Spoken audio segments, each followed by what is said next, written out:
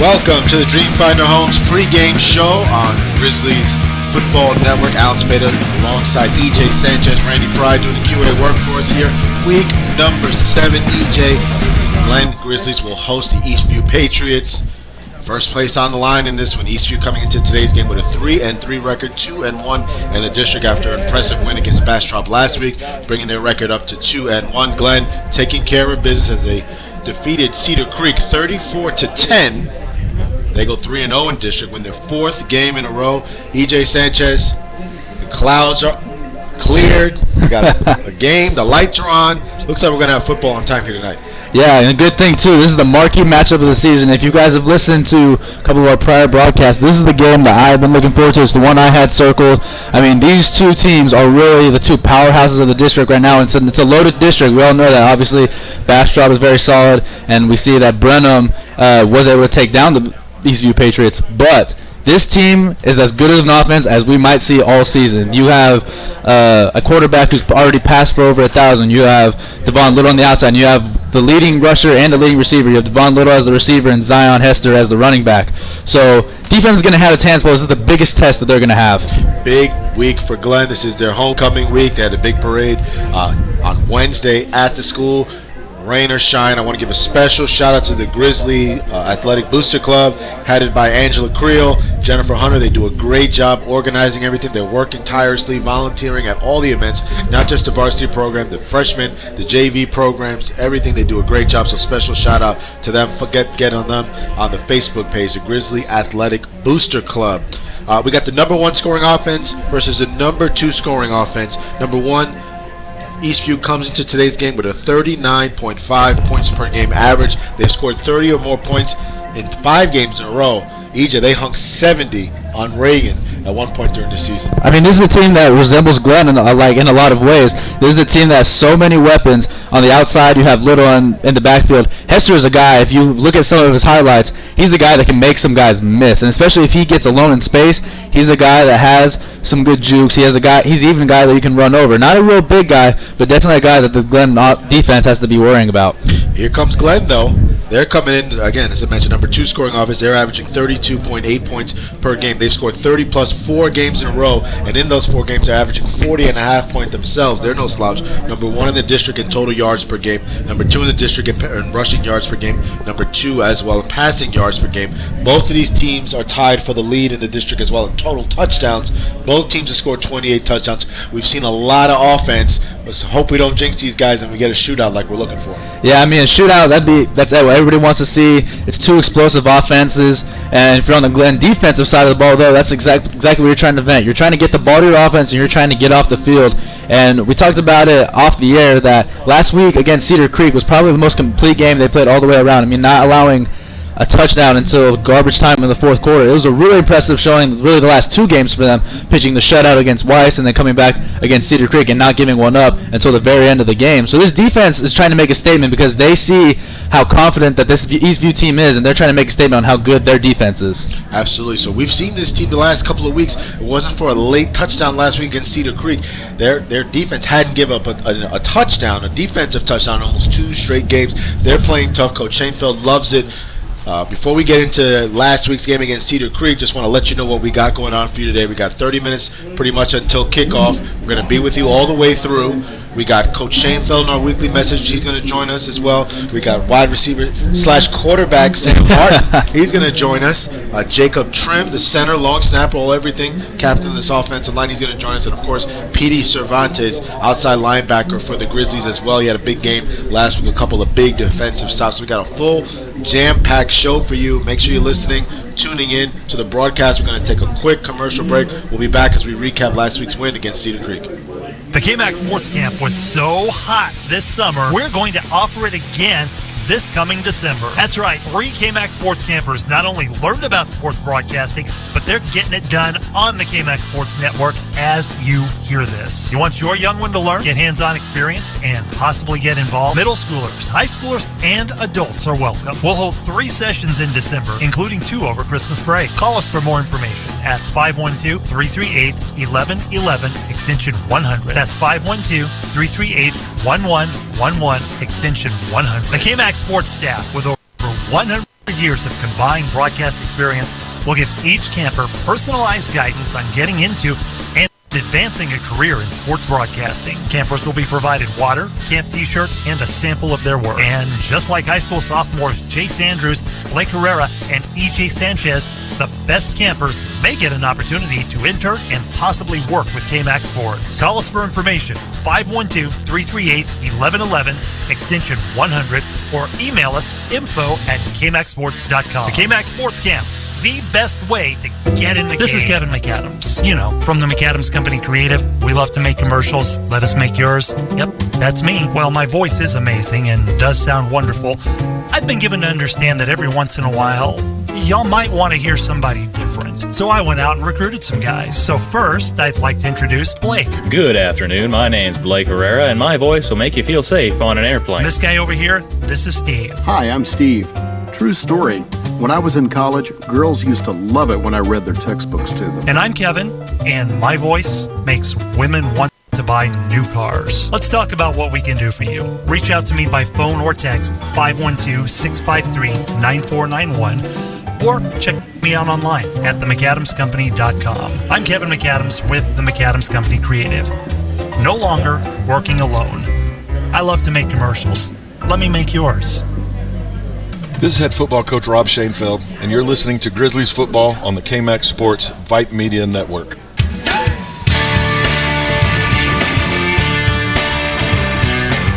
All right, Week 7, Alex Feda, EJ Sanchez, Randy Fry with you for this Week 7 game. We got a lot going on. Homecoming is here.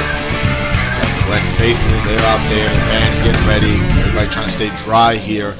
First, I want to talk to you about our Title I sponsor, Dreamfinder Homes. Dreamfinder Homes now building new homes from the mid-200s. This community is a perfect location for growing close with nature, living a healthy lifestyle, and creating memories with friends and family. Conveniently located along Austin's North Growth Corridor, Orchard Ridge has easy access to the Leander Independent School District and many of Austin's entertainment hubs. Come check out this perfect place to call home today. Brought to you by Dreamfinder Homes. Homes built to fit your lifestyle. Visit dreamfinderhomes.com/Orchard Ridge for more information. EJ, Grizzlies coming off of a big win last week, 34-10 against Cedar Creek. Drew McGuire, 16 for 27, completing 60% of his passes for 232 yards, had 2 passing touchdowns. He had a season high in completions, in attempts, and in yards. They were able to get things going early on through the air. We also saw Sam Martin throw a touchdown on a fake field goal, so they got creative with the special teams as well. That was a big play to find Lee Pollock. They were able to get a lot of things going on. Coach Shanefield was a little disappointed the same way we were. A couple of times they had some drives and it stalled out, and they also had some penalties that took away 2 touchdowns for Ron Stubblefield. Yeah, I'm glad you brought up the fake field goal, because that's really what shifted the game and what let the Cedar Creek Eagles know that Glenn came into this game and they weren't going to take any chances. They were going to come straight for him, and obviously it worked out for Coach Shanefield. And that's what me and you have talked about, is that we love about Coach Shanefield, is that he's not afraid to risk and he trusts his team. And we'll talk to Sam Martin later on the pregame show, but he said that they were confident that that play was going to work. They had ran it in practice, and that's just a testament to how disciplined they are. But again, we've been talking about it for the last couple of weeks now, that we are getting greedy when we say it, but this team has the ability to put teams away early, get ahead by 3 scores in the first quarter, and just demoralize the other team. And even against Weiss, who had a good front 7, I'm not taking anything away from them, but they had the chance to, and they really didn't until very late in the fourth quarter. So you don't expect that kind of situation to come up with a team like Eastview, who can hang 70 on you, like we just talked about. But Coach Shanefield really made some good points about this team and what they can do better, and it's very hard to find something they can do better when they're 3-0 in district. Again, it starts with that defense, the work that they're doing. They're getting pressure up front with their 3 guys, Hester, Guyton, and Daiku, and then they're getting the linebackers, tackling guys, wrapping guys up. Ryan Creel, Lee Polak, Petey Cervantes, Jamal Johnson, even Keegan Moore. We're seeing some contributions from him coming down on 3rd down situations. And the secondary, you mentioned it. Shout out to you. You predicted Noah Holmes would have his big interception. He ended up having 2 interceptions. We got to speak to Noah after the game in Cedar Creek, and he was, great mood, was happy, they were able to get a big team win, but that was big for this defense. They're generating turnovers, putting them in positions to kind of continue to score, put their foot on the gas and lock these doors, and they've been able to do so. But it's going to be a tough one here tonight. Yeah, that's what they say about defenses, that good defenses prevent you from scoring and get off the field, but great defenses are the ones that score points, the ones that take the ball away, the ones that really push the envelope when it comes to putting pressure on offenses. And that's what the next step that this defense has taken. From week 2 and week 3, when we faced two good offenses in McCallum and McNeil, they were good, and we talked about it. They were doing good. They were giving the offense a chance to win. But over the last couple of weeks, and as we started district play, they've been forcing turnovers, and they've really given the offense 2 or 3 more possessions. And as we know, that can be the difference between winning and losing a game. Last 2 games, 16 total points against 6 of those came out of pick 6. So this defense has allowed 5 points per game in the last 2. So they're really making things happen. We spoke to P.D. Cervantes as well. He had a big sack on, which ended up, I think, which is going to probably be the biggest down and distance we're going to see all season long. It ended up being a 25-yard loss. He was blocked by the guard, had him outside, and P.D. broke contain off of him, sacked the quarterback for a 25-yard loss, brought up 4th and 45. He was big for them, wrapping up tackles. Brian Creel and Lee Pollock, you know the story with those guys already. This defense is really starting to gel. When I asked Coach Shanefield, is this an offensive team or is this a defensive team?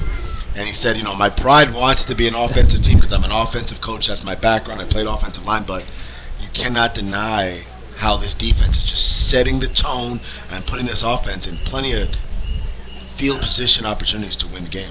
I mean, that's a great problem to have if you're Coach Shanefield, not deciding which team you are because you're good at both of them. Obviously, we'll talk about him. We'll see if we can get him later. Special teams also had a good game by themselves. So when all 3 phases of the game are going together at one time, you have a really good football team, and that's how Glenn is playing, and that's how they want to continue it tonight against probably their biggest test of the season. So we had a chance. Let's go back to that fake field goal. We got a chance to catch up with Sam Martin before the game, and this is what he had to say about that play and everything so far this season. Let's chat up with Sam Martin right now. All right, we're now joined by senior wide receiver Sam Martin. Sam, you seem I had a New York Giants fan. I know you wear number 13. First of all, is it because of Odell or? It is because of Odell. Yeah. It's one of my favorite players out there.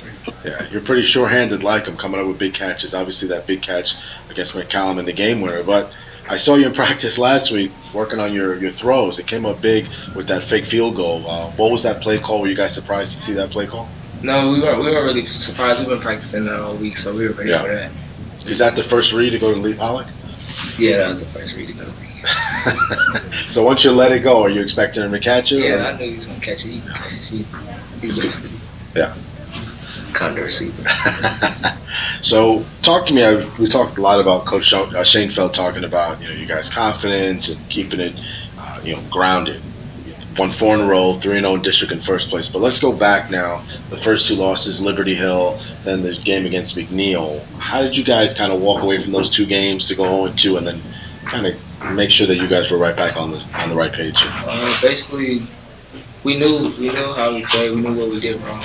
We didn't let the losses keep us down. We just kept on moving, kept on working as hard as we could. What do you got to do this week to come out with a win against Eastview? A really high-powered offensive team. So these drives that you guys have, you're going to have to convert a lot. Yeah, we just got to execute our stuff. We can't make no silly mistakes. We've been making lots of silly mistakes. We can't have none of that. We just got to play how we play. What's it like now, getting to sleep in a little bit with the schedule change and not the mornings? Now you guys are working out in the afternoons. How's that been for you? I think it's been more energetic after school. I like practices after school. It's more energetic. I feel like it's the same work, though. We've been working the same way. Still working hard and everything. All right, well, that's senior wide receiver Sam Martin joining us on the pregame show. Thanks, Sam, and good luck today. Yeah, thank you. So Sam mentioned again things that they're working on in practice. The one thing is for certain. What do they say? You got death and taxes, right? Let's add a third thing to that, E.J. Sanchez. Death, taxes, and the preparation that Coach Shanefield is going to get this team. They're going to work on everything in practice. They're going to make sure everything is done right. That play is no mistake. I told you I was at practice, and they were literally working on Sam Martin getting up and throwing the pass, and to have the confidence to call in that situation, in a situation where they really didn't need it. No. But they went for it, perfect opportunity. They convert. It's another kind of trick up their sleeve that they have for later on in the year. And you saw it was a little demoralizing towards the Cedar Creek side because Cedar Creek finally got their stake. They got their stop in the red zone like they wanted to get. They were going to force Pedro Soto to come out for a long field goal, one that he hasn't converted so far this year, not that distance at least. So they were feeling good about themselves. And to have that happen to you, that really set the tone for the entire game, and they never really recovered, and Glenn obviously went on to rout them. So Coach Shanefield, when it comes to preparation, is second to none when it comes to little details. No stone goes unturned when it comes to preparing for a Coach Shanefield team. Absolutely. So we also had some injuries last week that we were kind of concerned about. Julian Morris left the game with a stinger in his neck. He's back. He's going to be playing today. We missed out on Corin Thompson last week. He banged up his neck in the Weiss game. So he came out early in that game, missed all of last week, and then we saw Shamir Nichols dealing with like a little ankle issue, so he's going to be back. So they got their full complement of running backs. EJ, they got to have all 6 ready to go. They got to have Upton and Morris and Slade, Stumblefield, Nichols, and of course Julian Morris. It's a 6-headed monster. Anybody can score from any part of the field, so that's going to be a big thing for them as well. Looks like the field's drying up. Again, we're here week 7 in Leander, Texas at Bible Stadium. Getting a little foggy on some of these windows, so let's hope that clears up for us. But the bands are on the field. Everybody's ready to go. We're about 17 minutes from kickoff. Let's also check in while we have a chance. We talked to Petey Cervantes about that big play. Let's see what Petey had to say about that and how the defense is playing so far. All right, we're now joined by linebacker Pedro Cervantes. Everybody calls you Petey. I have that on my depth chart as well. First thing I want to get right into is that big sack that you had. They were pushing you inside that offensive lineman. You were able to break off of him, sack the quarterback for a big 25-yard loss to set you guys up on the next drive. So just talk about just the relentlessness on that play. I just kept doing my job. Saw the quarterback scramble, just shot for the gap, and just executed the play. Talk to me about this linebacking core. You got Polak, you got Creel, you got yourself, you got Jamal Johnson, all these guys. I mean, I'm trying to figure out who's the strongest unit. It's the front line, it's the linebackers, it's the secondary, but you guys seem to be getting in a lot of hits. What's the energy like with the linebacking crew right now? We're pretty energetic, we just all try to do our job, make sure we have each other's back, and just try to go full out each time. What have you been seeing on film this week as you get ready for Eastview? They got big back, and Hester seems to get after it pretty well, averaging 6 yards a carry. So what have you guys seen on him so far? It's just nothing big, just follow reads, guards, pulling, just fill your gaps and that's you. So like I asked Sam about how you guys are winning 4 in a row, first place in the district. How do you guys kind of keep your swagger about you, but at the same time not get too overconfident about what's going on?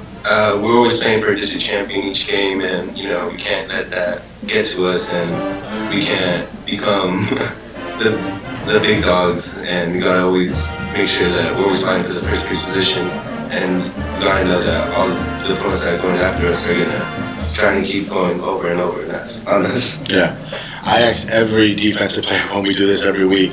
What's it like when you know that you guys get a turnover, you guys get stopped, you're turning it over to an offense that's going to score points, just scoring 40-something points the last couple of games, so you know that they're going to score. How confident does that make you feel in your offense?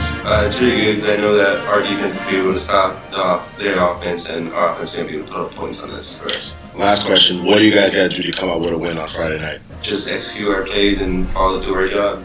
All right, well, thanks so much. That's Petey Cervantes with us on the pregame show as we're getting ready to take on the Eastview Patriots. Thanks so much, Petey.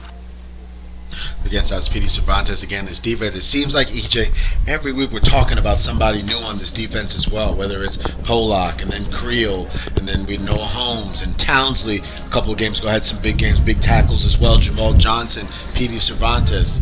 This depth on this squad is tremendous, and it just makes everybody better. It makes practice better as well. When guys are competing against guys, fighting to get on that depth chart, moving around, it just shows how deep this team is. Yeah, it only improves the team, especially being an athlete myself. When you have competition, when you push each other and make each other better, that's how much better this team can be. And especially when you see it on the offensive side of the ball. Clay Upton with 2 touchdowns. You have Lamont Slade who can go out for who had a 4-touchdown game against Elgin. And then you go through the air and you see Jarvis Henderson. You see we get Corin Thompson back. Then obviously you have the big guy, number 13, Sam Martin. So the depth chart is stacked, and that makes it hard for us up here at least because we don't know who it's going to. A lot of other teams, it'll be maybe 1 or 2 guys on Eastview. For them, it'll be little through the air most of the time with a little bit of Ochoa, and then you'll get Zion Hester on the ground probably about 98% of the time. So it makes it so much better for the offense when you can turn to any one guy and you know they can go to the house at any point in time. That's a great transition point because we mentioned the injuries that we had last week. We get Ron Stumblefield coming in. He was actually the offensive MVP that the coaches voted for last week. They gave him the offensive MVP for week 6. He came in 9 carries, 57 yards, 6 catches for 68 yards. And we remember some of the plays. They were backed up 1st and 20, 2nd and 21. And he's eating that up and getting first downs or putting them in really manageable situations. So it just talks about the depth that they have. A couple guys get banged up. You can plug and play, and you're not losing much production. Yeah, and it makes it way harder for the opposing coaches to try to prepare for a team like Glenn because you can focus in on Julian Morris all you want. You maybe stack the box a little more, drop an extra safety into the front 7. But then, if you might not even see Julian Morris that night early, you might see Lamont Slade. And Lamont Slade, as we know, can go outside of the tackles, can break some big runs if he seals the corner. So it makes it so much harder, especially for a defense to prepare for a team when you have 4 different styles of runners and 6 guys to try to worry about. Absolutely. So you're listening to the Dream Finders Home pregame show. We're going to take a quick break. When we come back, we're going to have Jacob Trimmer. We're going to meet these Eastview Patriots, the team that we're talking about. We're going to look around the district today, look at some of the leaders. But first, do not forget about EJ Sanchez, Los Reyes Mexican Restaurant, the best happy hour in town in Cedar Creek.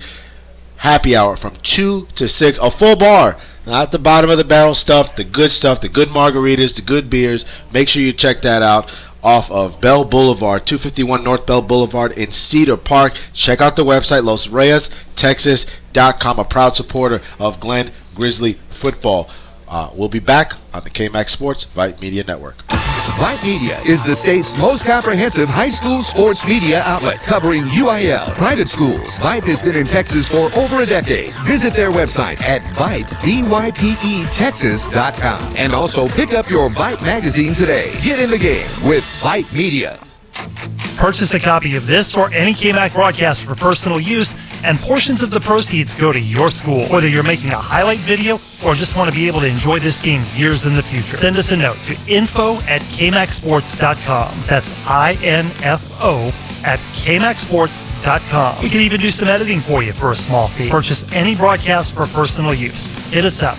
info@kmaxsports.com. Bringing your teams and your highlights to you. We are KMAX Sports.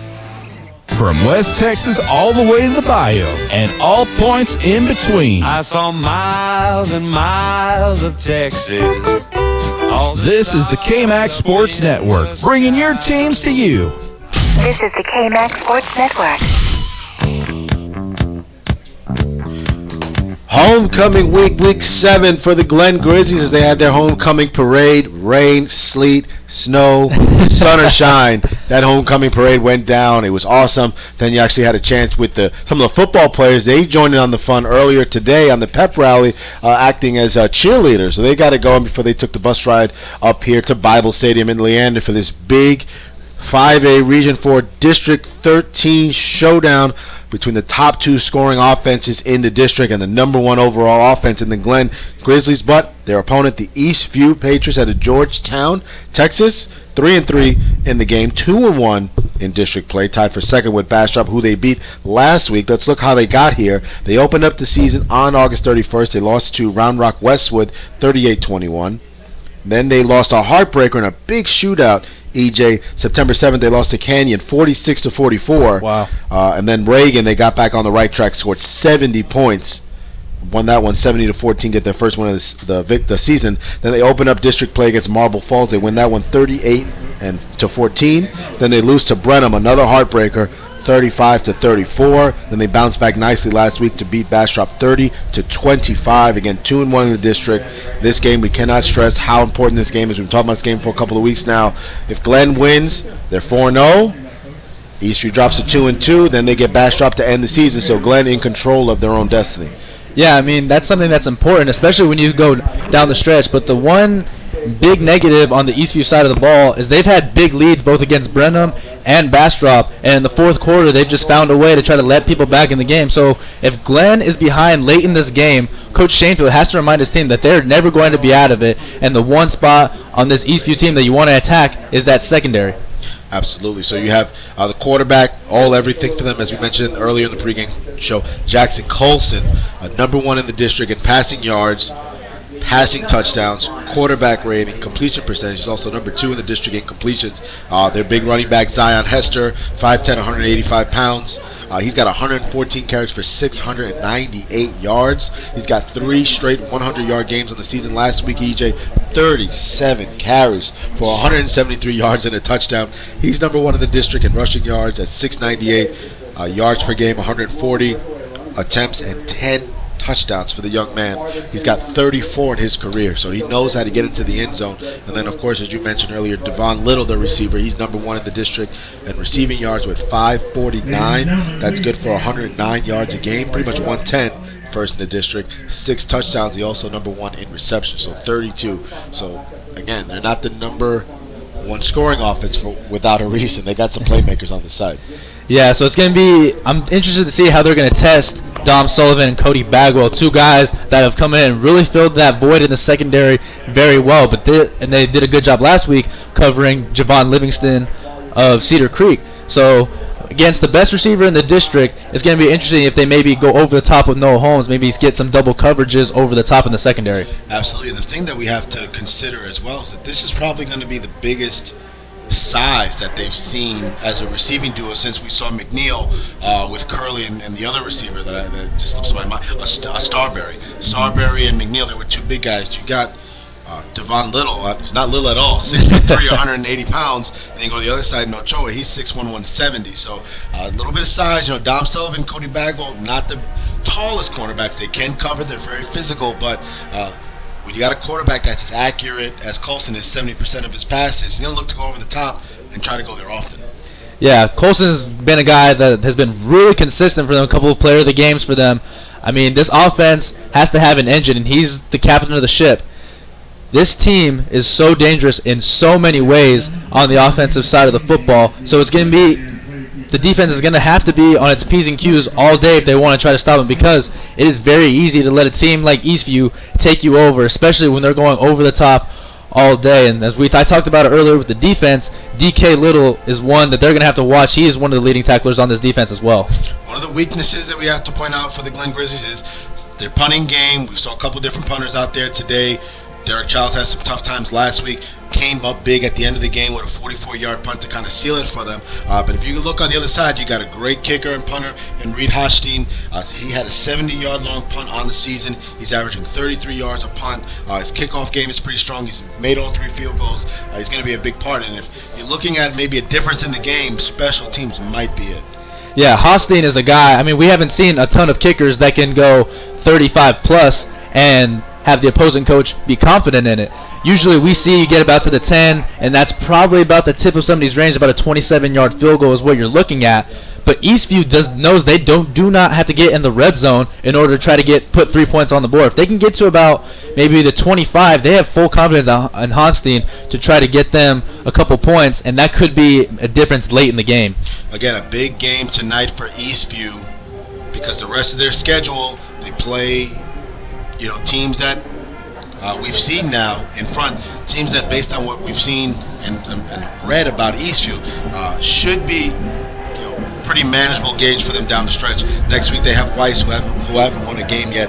Cedar Creek, they've been struggling, and then Elgin, who they're starting to get hot a little bit too, but who knows what they'll be playing for at the end of the season. So they got a lot coming up. To me, one of the big keys for the game, EJ, is again the continued protection of Drew McGuire. Has not been sacked at all. The ball security of this team, 0 fumbles, not even putting the ball on the ground. One time, Coach Shanefield talks about that fumbling is a choice. So that's a tough coach there. But to me, a big key for them is getting out to the early leads that they do, taking an early drive, driving it down the field, having a nice, successful drive, getting everybody involved. And it's going to start up front with that offensive line, most notably Jacob Trim. So we had a chance to catch up with Jacob before the game. Let's just check in with Jacob one time real quick. All right, we're now joined by senior center Jacob Trim. Jacob, thanks for joining us on the pregame show. How are you doing today? I'm doing good. Getting ready for a big practice. What's it like now with the weather dropping so much? You guys like this a little bit? I like it because, I was always sweating a lot, so it's really hot at practice. It's a good thing to cool down a little bit. Talk to me about, we seem to always, we talk to the receivers, we talk to the quarterback, we talk to the running backs. I had to show some love to the offensive line. You guys doing a great job this year. Haven't seen Drew McGuire go down yet. Knock on wood, no sacks allowed. Big boy, especially last week against Collins. What was that like against a big boy like that? Oh, man. That big boy like that, I think his name is Alfred Collins. We had to change our scheme up. So every time we had pass play, we would double team him. Every time we had run play, double team. Just make sure we had 4 hands on him every week. We do what's necessary to get Drew plenty of time back there so he can throw the ball and make plays. You guys are also opening up a lane for a lot of your running backs. And to me, the most impressive thing is it doesn't matter who they put out there, whether it's Upton, Stubblefield, or Nichols, Slade, Morris, Thompson, anybody that's in that backfield, they just hit those holes and run. Talk to me about just run blocking and how you guys are getting it done. Well, we've been working on run blocking since the first year, about 3 years or 2 years ago. Coach Foreman has put a great scheme together every year. He knows what works against every defense. So every time we go out there, it's all up to us just to execute. How you feeling now with the team? 4 in a row, 3-0 in district. You got a big game this week that could mean a lot. Without looking too far ahead, surely you guys understand how important this game is on Friday. Yes, sir. Every game is always our most important game right now. So this game is the only game we're looking at. We're not looking down the road. We're not looking at last week. It's only about this opponent and what we can do this week. What's it been like with the new schedule change? I think Sam said he liked it a little bit more. He has more pepper after school. Do you feel the same way? Or? Yeah, I like it a little bit better. It gives me more time in the morning to wake up and get started, maybe get some homework done. After school, it's a little cooler right now, but if we had earlier in the year, it'd be really hot, so I think I like it right now. Last question. Talk to me about the play of the quarterback. He's been playing really well, making big plays, big throws. Just talk to me about the overall play of Drew McGuire.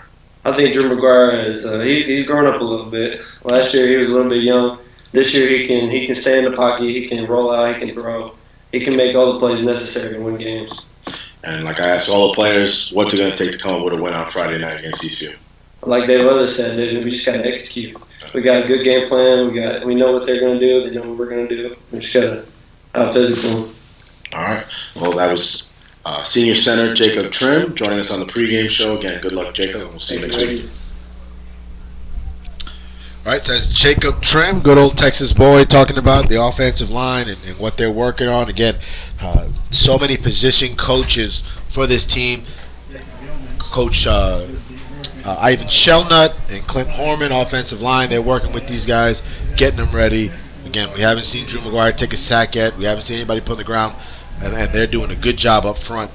If you look at the pass rushers for Eastern, not the biggest guys. There's some quick boys up there, but not big. So we'll see how they handle it. Last week they struggled a little bit early on against Collins and Flowers and those guys, but they were able to figure out, change some coverage, get Nate Hatter more involved. He only had 4 catches for 31 yards. He did a good job of blocking.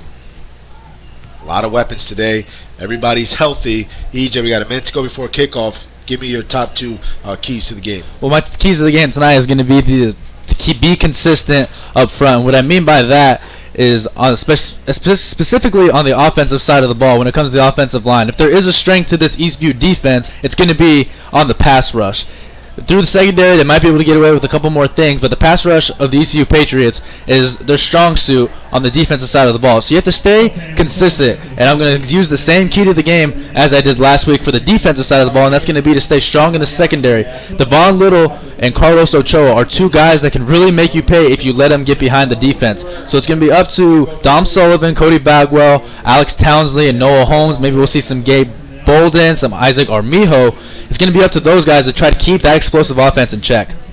Absolutely. So we're getting ready for kickoff. The captains are coming out for Glenn. It'll be Brian Creel, Ronderick Stubblefield, Alexander Townsley, and Noah Holmes.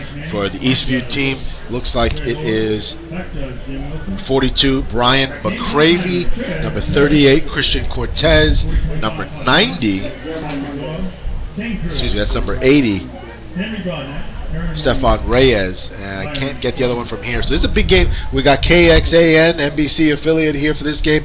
The Austin Statesman has said this is the game of the week for the newspaper as well. A lot of people starting to figure out how good these 2 teams are, how good this district is. Yeah, they took your advice late in the broadcast when we were previewing this game. That's exactly what you said. You wanted KXAN to be here. You wanted Glenn to get some notoriety, some credit for what they've done so far this season. Your wish was granted. Now it's up to them to try to back it up and prove why they deserve to be on the big stage. Absolutely. So we've had our coin toss.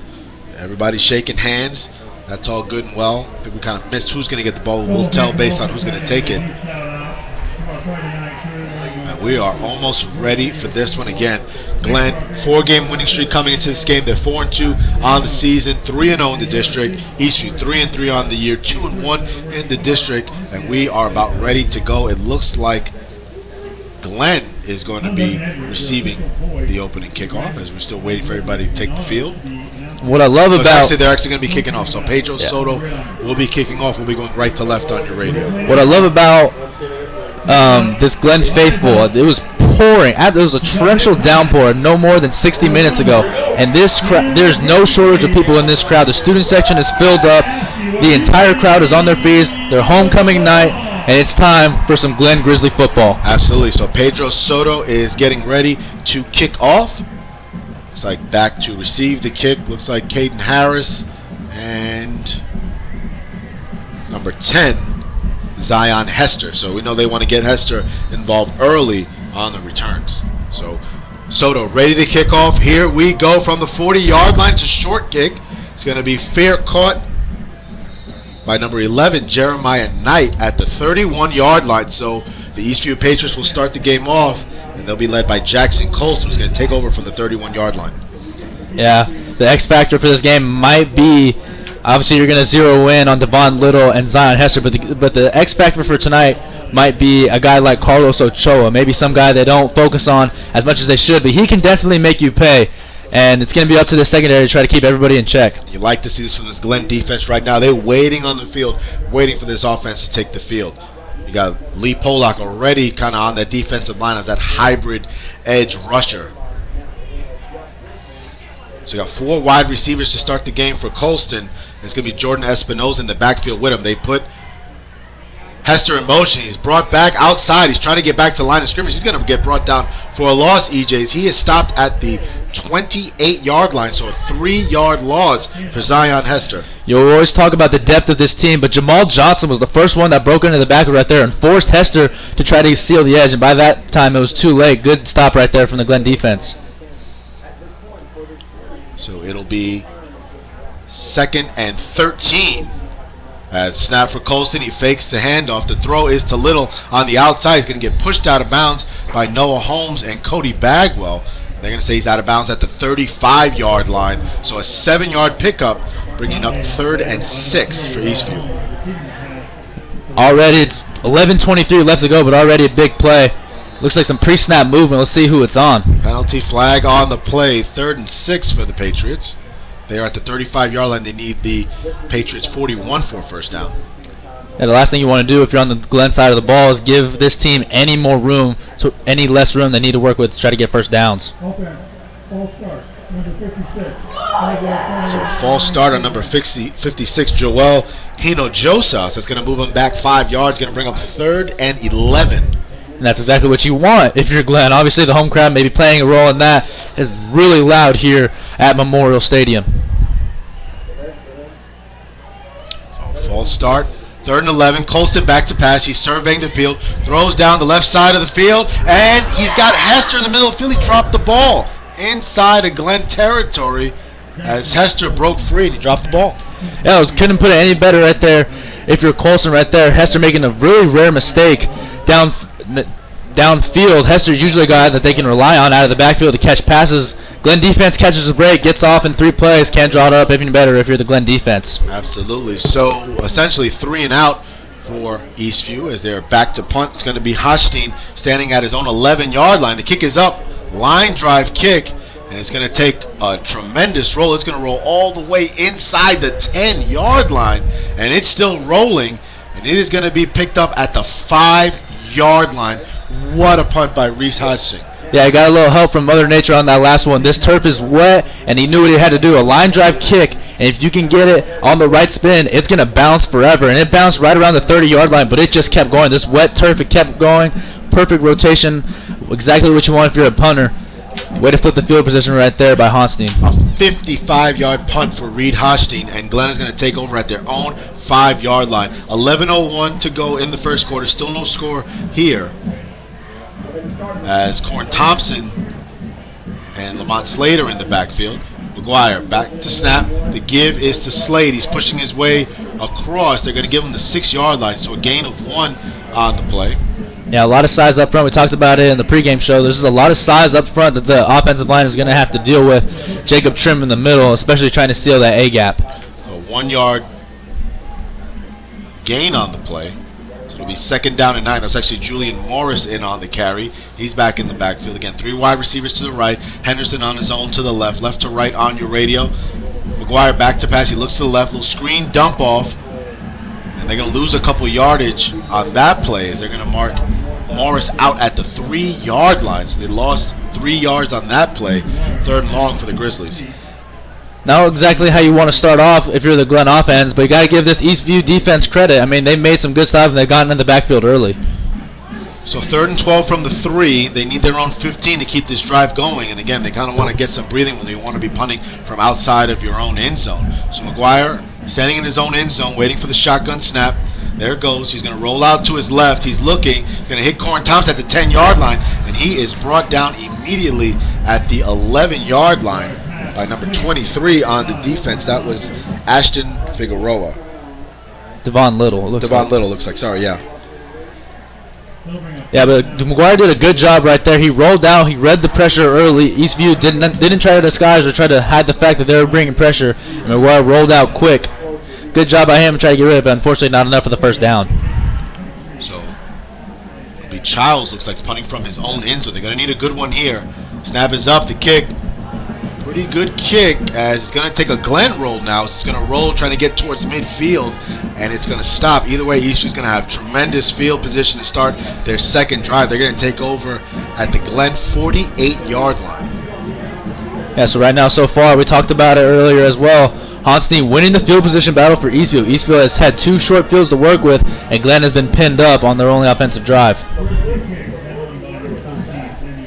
Just updating my stat sheet here, EJ. 9:06 to go, left in the 1st quarter. Still no score. Both teams were kind of pinned back in their own territory. Had a great job by Reed Hosting on the 55-yard punt to pin Glen back. Hester takes the carry. He's going to be brought down at the 46-yard line, so a pickup of 2 on the play for Hester.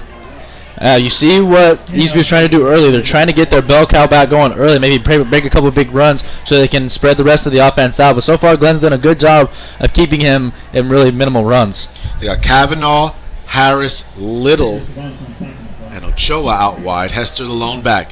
Give it to him. He's going to run up the middle, find a hole, and he's through across the 30-yard line, and he is at the 27-yard line, a 19-yard pickup for Zion Hester. And they're going hurry-up offense here. Shotgun snap again. The give is to Hester. They fake it. No. And Colson, and he's thrown down as Brian Creel wrapped him up, and he threw it to the closest receiver. So quick release by Colson, but great pressure from Creel. Yeah, Creel nearly brought him down, but Colson did a good job. He basically shook him off his leg. Wasn't able to make a good pass on it, though. It was a good stop right there by Brian Creel. 3rd and 2 from the Grizzly 27-yard line. Colson gives to Hester. He's going to run outside. He's going to get a couple. He's going to get down to the 24-yard line. So a 3-yard pickup, bringing down 3rd down and 7 for the Patriots. Your guy, Petey Cervantes, was in on the tackle right there. Relentless right there. Got an early block, was able to chase him down, made a good stop. As you mentioned, they're not shy about it. This offense is going to run through Hester so far in this game. Justin Nazier checks in as a fullback. It's Hester in the backfield. Shotgun to Colston. He's out to throw. He throws across. Looks like he has got number 22 on the play. Or is that Little? Nonetheless, the ball is brought down at the 10-yard line. A 13-yard pickup and a 1st down. Hurry up again. And it's going to be Hester. And he's going to be in the end zone for a 10-yard touchdown. They move quick on that drive. As Colston hands off to Hester, and he runs in the end zone for a 10-yard touchdown. Eastview quickly on the board, 6-0. Yeah, there was no deception and no trickery right there coming from Eastview. Exactly what you were planning for in the beginning of the game. They were able to execute. The offensive line did a good job up front. Hester goes in again, double-digit touchdowns for him. He's having a great season. Offense is going to have to try to bounce back. Absolutely. So it was a short pickup on his first carry, and then he erupted up the middle for a 19-yard carry, as it is now Hosteen on to kick the extra point. Snap, hold, kick is up, and it is good. So Eastview takes a quick 7-0 lead with 7:25 left to go. They lead at 7-0 on the KMAX Sports Vype Media Network. Vype Media is the state's most comprehensive high school sports media outlet covering UIL, private schools. Vype has been in Texas for over a decade. Visit their website at Vype, Vypetexas.com. And also pick up your Vype magazine today. Get in the game with Vype Media. From West Texas all the way to the Bayou and all points in between. I saw miles and miles of Texas. This is the KMAX Sports Network, bringing your teams to you. This is the KMAX Sports Network. So Eastview scoring quick on that last drive. They take it down the field again. Big play by Zion Hester. They had a short field though. A quick 48-yard drive. They are hyped up as they're getting ready to kick off. To Glenn will be Jarvis Henderson and Sam Martin back to receive the kick. Yeah, this Eastview team comes with a lot of swagger. I mean, they are confident in what they were able to do. They know that they should not have a loss. I mean, that Brenham team is very good, but they feel they should have won that game. This team plays with a lot of swagger and a lot of confidence. Hosteen off to kickoff, left to right on your radio. Booming kick to the back of the end zone. A fair caught is called by Sam Martin. And Grizzlies are going to have decent field position as they take over at their own 25-yard line. All right, now it's time for the offense to just settle in. You had the yips maybe the first drive. You didn't have the field position that you might have wanted early. So now it's time for Drew McGuire to start taking control in the huddle and start getting this offense going on the right foot like we've seen them do all season. So 3 and out for the Grizzlies in their first drive. Again, they were backed up, so I kind of limited what they were able to do offensively. It'll be Julian Morris in the backfield for McGuire. He's to the left of McGuire. We're going right to left now on your radio. Shotgun snap. Give is to Morris. He's trying to find his way to break outside, and he's still fighting his way, trying to get to the 30-yard line. He gets to the 29, so 4-yard pickup for Julian Morris. Obviously, with the wet field positions, they're going with the bruiser early, and that's Julian Morris. He's been their most consistent rusher, averaging a little over 80 yards a game by himself. So it'll be interesting to see if we'll try to get Lamont Slade some carries, maybe Clay Upton or Shamir Nichols, fresh off his injury. Absolutely. So looks like we're going to have Slade in the backfield now with McGuire. 2nd down and 6. And they give us to Slade. He's going to bull his way across the 30. He's going to get maybe 2 yards on the play. He's going to bring down 3rd and 4 from about the 30-yard line. Up front, they're doing a good job of trying to clear some lanes, but this front 7 for Eastview is playing really well here early. 6:32 left to go in the first quarter. So 0 for 1 already on 3rd down in the game. It's a big 3rd down and 5 due up for the Grizzlies as they're going to go 3 wide receivers to the left. Slade's going to stay in the game in the backfield. And Eastview showing all sorts of pressure here. Bring Thompson in motion. They'll fake the give to him. McGuire is back to pass. He's surveying the field. He runs out of room. He's trying to get away, and he is going to be brought down for a loss on the play. I guess you call it a sack because he got outside of the pocket. So that's going to bring another 3 and out for the Grizzlies as he loses 3 yards on the play. 4th down. Yeah, the quote-unquote sack right there was done by number 31, Isaiah Knight of the Patriots. So far, the Patriots coming out with a lot of intensity early on the defensive side of the ball, and the offense rolling exactly how they're supposed to and doing what they do best.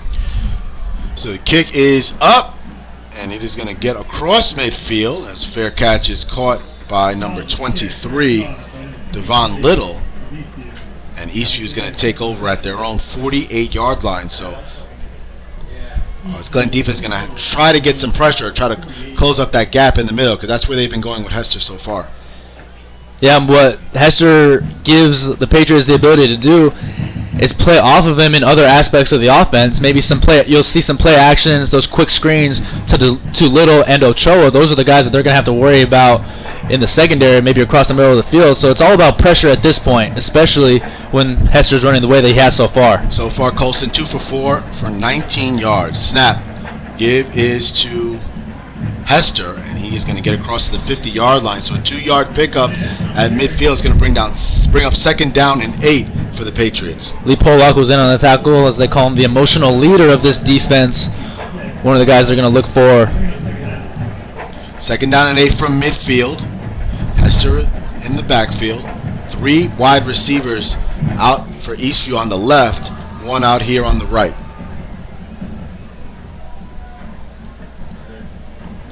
Shotgun snap, looking down the field, looking to go downfield. He's looking deep, and the ball is caught. What a catch there by Carlos Ochoa.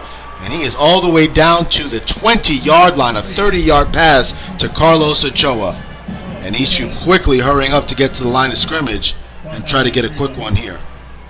The give is to Espinoza now. He's shaking and baking. He's inside. It's actually Hester, and he's in for his 2nd touchdown of the game.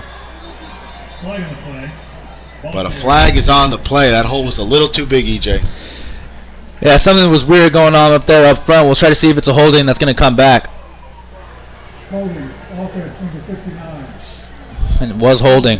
So 59, the center, McKinley McLaughlin. So that's going to bring the play back. Eastview, they kind of reminded me of Liberty Hill. They're running up to the line of scrimmage. They're trying to get these plays off quickly. Well, they know that this defense can be crafted very well if they're given time to get in, to dial in an exotic pressure or maybe some good stuff that they're trying to do on the back end of the play. They're not able to do that right now. All they can do is play a very basic coverage. 1st down and 20 for Eastview. Ball is at the Glen 30. And Hester's now is going to take a run. He's outside to the 2nd level. He's bursted to the outside. No flag on this one. He's pushed out at the 5-yard line. A 25-yard pickup for Zion Hester. Zion Hester just has such great vision. I mean, it kind of reminds me of kind of like a zone blocking scheme right now, as he can either follow his holes or he can cut back to those lanes, and he's chosen that a couple of times, and it's paid off for him. He's threatening to score again. The ball's at the 5-yard line. They give it to Hester, and he's brought down this time after a pickup of a 1. So it's going to bring down 2nd and goal from the 4.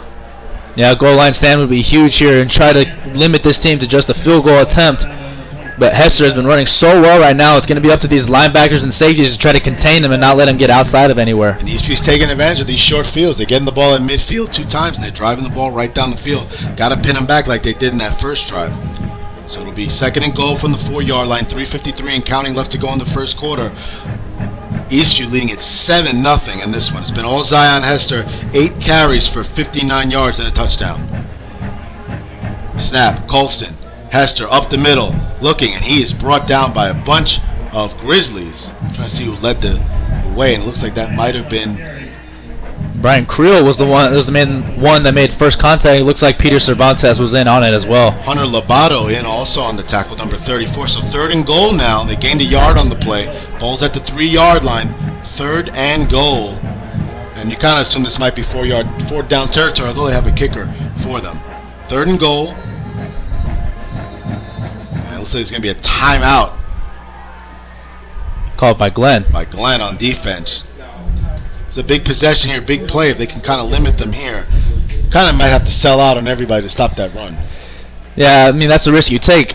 If you're on the other side on the Eastview part of the field, you're going to maybe put that into account, and you might think if they bring everybody, then all it takes is a quick slant or a quick fade route to one Devon Little, and that is the chance you want to take if you're on their team.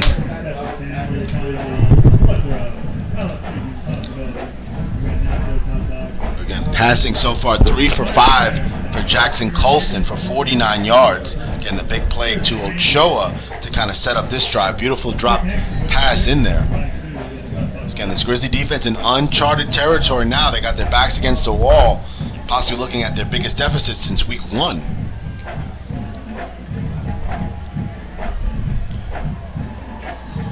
See if their defense can dial up the right play. Defensive coordinator Brandon Kroskov trying to dial up something. Here we go, 3rd and goal. Colston back to pass. He throws in the end zone. Is it picked off? And it is picked off. Don Sullivan with the interception. What a play by Don Sullivan in the end zone again. Called up from JV, comes up with a big interception on 3rd down.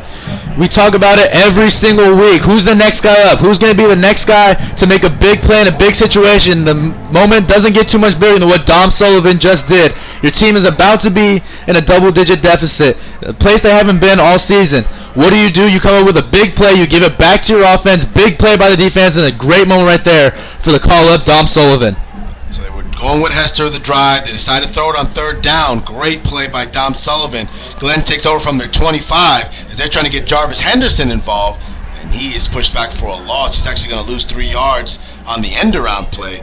2nd down and 13. Yeah, very animated and emotional team on the defensive side of the ball for Eastview. They have been very vocal and seems very adamant on how well they are playing so far, and they want to let everybody know. So running game not going as fast as it usually does early in games, so maybe try to get Sam Martin and Jarvis Henderson involved. So 2nd down and 13. Grizzlies have the ball at their own 17-yard line. They need the 30 for a 1st down. Give is up the middle. Looks like Lamont Slade's going to break a tackle. It's actually Julian Morris, and he is at the 29-yard line, a 12-yard pickup. It'll bring down 3rd and short for the Grizzlies. Exactly what you needed right there. Offense so far has been pretty stagnant with 2 and 3 yard carries. Exactly what they needed right there, and who do they go to but their bruiser, Julian Morris. So 3rd and 1 now for the Grizzlies. They got to get a drive going, and this is the time to go. It's 3rd and 1. They need a yard to the 30-yard line. 1:55 and counting left to go in the first quarter. Eastview 7-0 in this one. Shotgun snaps, a low snap, and they can't get it. And it looks like they're finally going to get it. So the worst time to put the ball on the ground. And the Grizzlies recover, but they're going to use yards on the play. It's going to bring up 4th down. They're going to have to punt it away. Last thing you want right there on 3rd down. You finally have a chance to try to increase your field position and start winning that part of the game, and you weren't able to do it.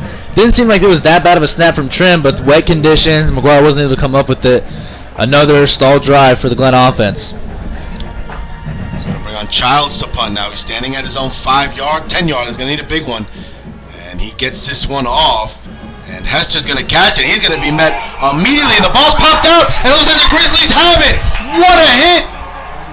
Looks like Isaac Armillo is in on the hit. And they popped out another turnover for the Grizzlies. The Grizzlies coming up with plays when they need to. And I was thinking about it up here. Why didn't he fair catch it? It seemed that he could have he had a lot of confidence in himself right there to catch it and go with the full steam ahead. Instead, a huge hit right there by Armijo. They're able to recover it. They need to take advantage right here if they want to keep this momentum, keep their crowd into it. But we're right here next to the coach's box and the press box. They are really excited because they know that was a huge point in this game. Absolutely. So Glenn moves the ball up now as they have the ball at their own 47-yard line. 1st and 10 to go. They're going with that 3 running back system that we saw last week. And the give now to Corin Thompson. Going to break across midfield. Going to get to the 50-yard line. So a 3-yard pickup for Corin Thompson. 2nd and 7 for the Grizzlies. Yeah, the Grizzlies are going to have to take advantage right here. And I always talk about it when off of turnovers, what's more demoralizing for a team on the opposite side of it is when you capitalize on it. The defense has been on the field so much in the last 5-6 minutes that the offense is going to have to feel energized right now. 3 running backs again for the Grizzlies. 2nd down and 7 from midfield. Snap. You give to the outside of Morris. He's going to try to turn upfield, and he's going to get to the 48-yard line. So a 2-yard pickup will bring up 3rd down and 5 for the Grizzlies. Trevon Watts was in on the tackle for Eastview. 3rd down conversion is not something that Glenn has prided himself on here early in this game. What a time it could be. Right now on 3rd down, 0 for 3. They need a big one here. What a time it could be for one right here. And it looks like McGuire's taking his time trying to get the play from Coach Shanefield. Don't want to have any miscues on 3rd down like they just did. But looks like that will be the last play of the first quarter. So the end of the first quarter, Eastview leading at 7-0 to go. The Grizzlies turning it up now with 2 huge turnovers. One on the interception in the end zone by Isaac Armijo, and the botch, the muffed punt by Zion Hester recovered as well. So 2 big turnovers. At the end of the first quarter, we're going to come back after a short break on the KMAX Sports Vype Media Network. This is Kevin McAdams. You know, from the McAdams Company Creative. We love to make commercials. Let us make yours. Yep, that's me. Well, my voice is amazing and does sound wonderful. I've been given to understand that every once in a while, y'all might want to hear somebody different. So I went out and recruited some guys. So first, I'd like to introduce Blake. Good afternoon. My name's Blake Herrera, and my voice will make you feel safe on an airplane. This guy over here, this is Steve. Hi, I'm Steve. True story. When I was in college, girls used to love it when I read their textbooks to them. And I'm Kevin. and my voice makes women want to buy new cars. Let's talk about what we can do for you. Reach out to me by phone or text 512-653-9491 or check me out online at themcadamscompany.com. I'm Kevin McAdams with the McAdams. This is the KMAX Sports Network. Big 3rd down and 5 for the Grizzlies. The ball is at the Eastview 38. High snap. Give is to Thompson. He's going to break across, get out of the first down as he's still going. And he's down at the 40.5-yard line. So it's 8-yard pickup and a first down for Corin Thompson. Grizzlies starting to get a drive going here. Corin Thompson, a guy that usually used out of the slot, usually him in the backfield right there. And that's the kind of energy that they've missed the last couple of weeks when he was down with that injury. Really nice to see him early in this game starting to contribute. 11:38 to go in the second quarter. Eastview leading at 7-0 against your Glen Grizzlies. 1st and 10 from the Patriot 41-yard line. 3 running backs in the backfield for Glen. Snap, give. McGuire's going to roll out on his own. He's looking to throw deep. He's got nothing. He's going to decide to take off, and he's going to get to the 36-yard line. So he's going to pick up about 5 yards on the play on the scramble for Drew McGuire. Great job there, avoiding the pressure and able to get around and make the play. So it'll bring up 2nd down and 5 from the Patriot 36-yard line. They had that 3 running back system that worked against Cedar Creek. It's starting to confuse this Patriot defense a little bit. Yeah, and usually on that rollout bootleg, usually his first target is usually Nate Hatter, but it was good coverage downfield by the linebacker that picked him up. So you got Morris, Thompson, and Slade all at running back in between Drew McGuire. High snap again, and it is caught by McGuire. So Jacob Trim having a tough time with some of these snaps as that ball was corralled by McGuire, but they're going to lose a down on the play. That's going to bring up 3rd down again for the Grizzlies. Yeah, again, no excuses when it comes to that, but you have to understand that this turf has just been drenched for the last, seems like 72 hours with nonstop rain here in Leander. So he's gonna be a storyline that we're gonna have to watch for the rest of the game because that ball is not very easy to snap right now. 3rd down and 8. Grizzlies 1 for 4 on 3rd down in this one. 3 wide receivers out.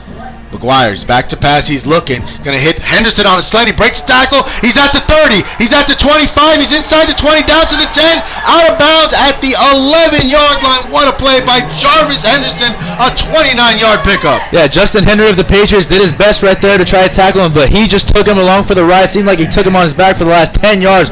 Great play right there by Henderson. The spark that the Glen Grizzlies needed. Now the last thing they have to do is get in the end zone and tie this game up. Absolutely. So a huge 3rd down conversion. They were 0 for 3 coming into this drive. They're 2 for 2 on 3rd down right now, and they have the ball at the 10-yard line after a 29-yard pickup to Jarvis Henderson. McGuire, high snap. He's going to roll out to his left. There's a flag on the play. That ball's thrown, intended for Nate Hatter, incomplete, but we got a flag on the play. And it's going to be going against the Patriots. Looks like either offsides.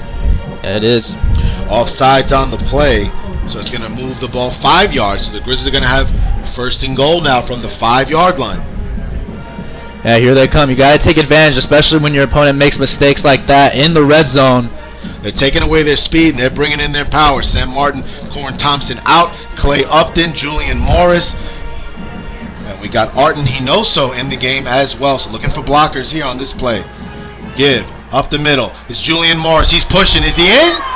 He is for the touchdown. Julian Morris in for the touchdown as the Grizzlies are an extra point away from tying this game with 9:46 to go in the second quarter. That was a good job by you bringing up that Ayrton Hinojos came in for that last block. They were looking for more blockers on the right side of the field. He had the key block that sprung Morris free for that last extra couple of yards that he needed. A good run right there and good blocking up front by this offensive line. 3rd drive of the game as pick up the touchdown. Martin holds, The kick is up from Soto, and it is good. And we have a tied ball game. What a change of events for the Grizzlies. They were about to be down 14-0. Holding call brings Zion Hester's 10-yard touchdown back. They go for it on 3rd down, a pass. Dom Sullivan with the interception. Grizzlies drive stalls. They punt. Hester muffs it again. Armillo picks it up, and they put together a very impressive drive to tie this ball game up with 9:46 to go. We're going to take a quick timeout. We'll be back on the KMAX Sports Vype Media Network. Vype Media is the state's most comprehensive high school sports media outlet covering UIL, private schools. Vype has been in Texas for over a decade. Visit their website at Vype, VYPE, and also pick up your Vype magazine today. Get in the game with Vype Media. This is the KMAX Sports Network. Grizzlies taking care of business, getting on the board. We have a tie ball game here with 9:46 left to go in the second quarter. We'll be going left to right on your radio as Pedro Soto is getting ready to kick off. It is Hester and Little back to return. Incredible drive on the 5-yard touchdown by Julian Morris. The kick is up. It's a short kick, and looks like it's going to be fair caught by number 14 on the play. I believe that is Caden Harris. Caden Harris will take over at the Patriots 38-yard line. Interesting call right there from the special teams coaching staff. You would have thought that with the short fields that the Eastview Patriots have already had to work with, that they might have tried to pin them deep. And we've seen Soto go all the way down to the 20 and 10-yard line, but elected for 2 pooch kicks so far. Maybe some increased confidence in the special teams game, maybe trying to force another muff punt, but nonetheless, good field position again for the Patriots. The Patriots on their first drive. The give is to Hester. He's going to bounce outside to the left side. He's got a big hole. He's across midfield. He's down to the 40. And he's going to be brought down by Noah Holmes at the 36-yard line, but not before he picks up almost 30 yards on the carry. I have to do a quick math in my head. Justin Nazier 28-yard play by Hester. He's got 10 carries for 88 yards. They gotta find a way to stop number 10. I mean, maybe if it comes down to maybe Brian Crew or Lee Pollock coming off of the edge and maybe playing more zone coverage, that might be the key to that. 9:17 and counting to go. 1st and 10 from the Grizzly 35-yard line. Colson in a shotgun snap. Snap is high. Pushes it down, gives it to Hester. He's going to be met by a bunch of Grizzlies. No gain on the play. It'll bring up 2nd down and 10. You know, coming into this game, doing our research and trying to find out some stuff about this Patriots team, it seemed like everything goes through Zion Hester. I mean, we haven't been disappointed. Now we know why. Now we know why. I mean, a guy that's averaging almost 7, 8 yards a clip. This guy is impressive to watch. Probably one of the best backs we've seen so far this season, if not the best. 2nd down and 10 from the Grizzly 35. They fake the handoff to Hester, and the ball's going to be thrown. Is going to get a 5-yard play to number 22. We don't have a 22 on our roster, so it'll be interesting to see who that is, unless somebody changed their number. He wasn't on our depth chart. They try to fool us with the depth chart by saying Zion Hester was the backup. So a 5-yard play, actually a 4-yard play there, so it's going to bring up 3rd down and 6 from the 31. Patriots need the Grizzly 25 for 1st down. Hester is in motion. They fake the give to him. They do give it to him. He's going to push across. A flag is down in the secondary as he does get the 1st down, but let's see what the penalty is. The line judge coming in on the far side trying to make that call. So we'll try to see what it is. A couple players trying to get in and see what the call is. A little confusion between the officials. We see this sometimes, trying to figure out who the penalty is on. Here we go.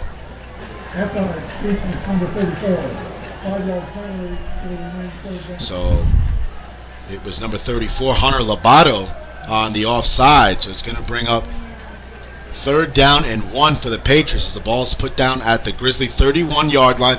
Again, 8:03 left to go in the second quarter. All tied up, 7 apiece here at Bible Stadium in Leander. 3rd down and 1 for the Patriots. High snap. The give is to Hester. He's going to get the 1st down.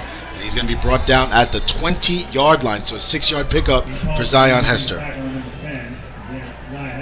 And Jacob Trim doing his best as well, but I mean, the offensive line for the Patriots are doing the exact same thing with the high and low snaps. Hester up the middle, he's pushing his way, and he's in the end zone for a 20-yard touchdown. Zion Hester, his 2nd touchdown of the game, and Eastview takes a 13-6 lead. I mean, this guy is as impressive as we've seen all year. Probably just as dynamic as Curley was through the air for McNeil. That was probably the last time we saw a guy who was a catalyst for an offense to this magnitude. I mean, he's just finding some huge holes up front for the Glen Grizzlies, and I already talked about it. If it takes maybe Brian Creel or Lee Pollock dropping into coverage instead of being an edge rusher, then so be it. Hosteen on to kick the extra point to give the Patriots a 7-point lead. The kick is up, and it is good. So the Patriots have a flag on the play.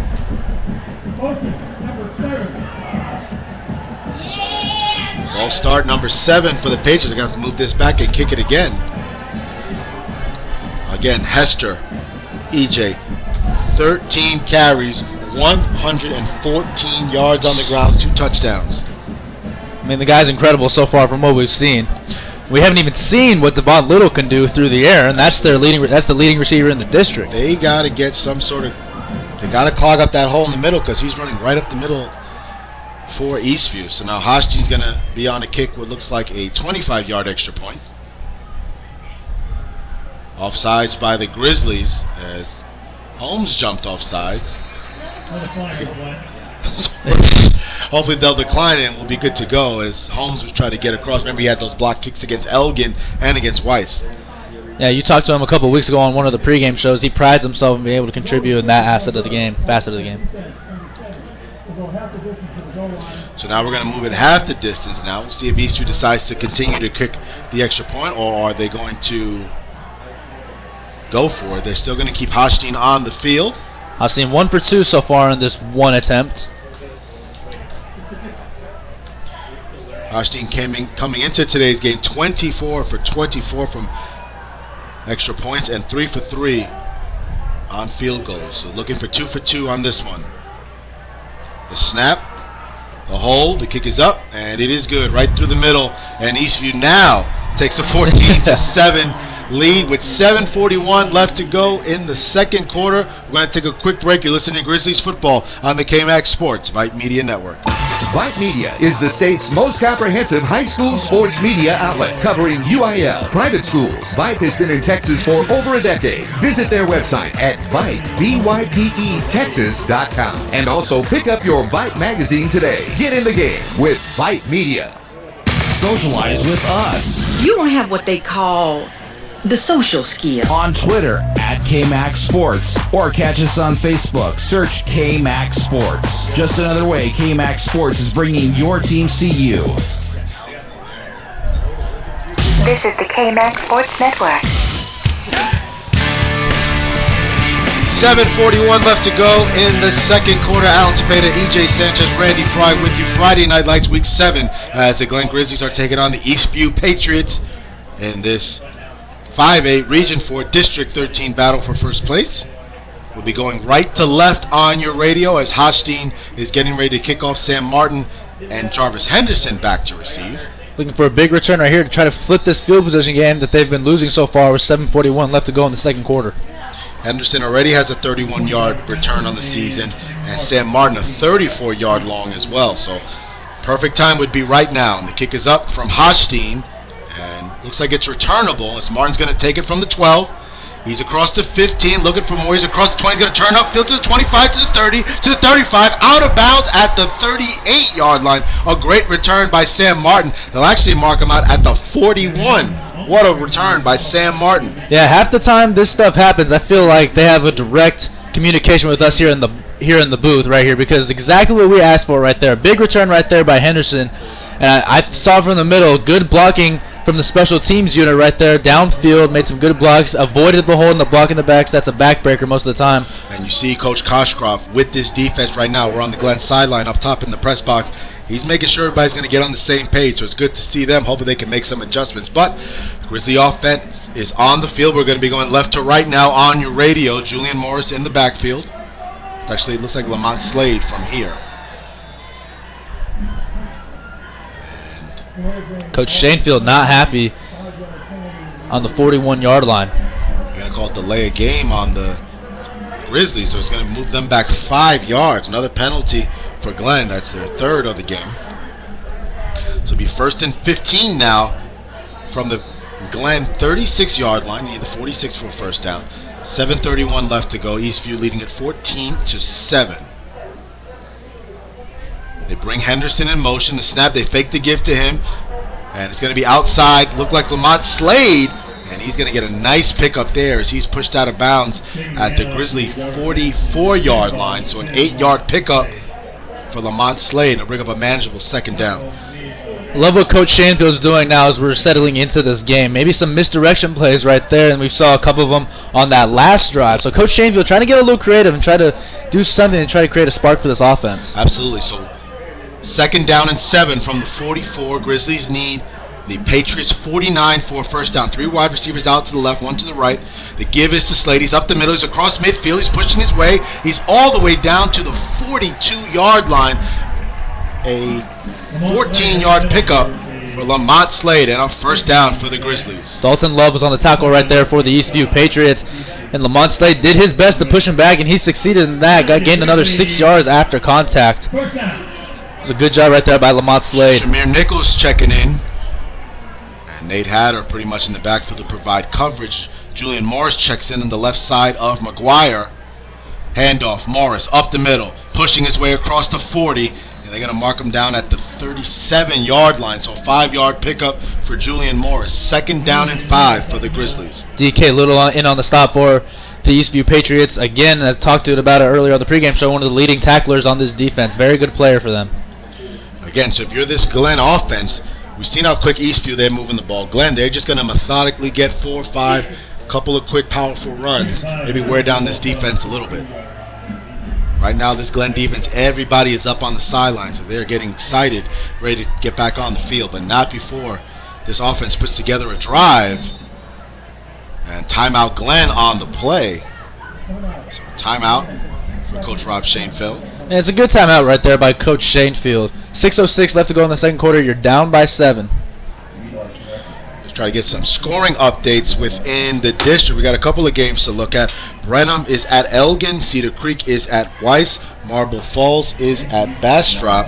And again, we have this game here, so we're going to try to see what's going on in the district right now. So we have a timeout, 6:06 left to go in the second quarter. Grizzlies are driving. They have the ball at the Patriot 42-yard line, 14-7 in this one. EJ, what do we got?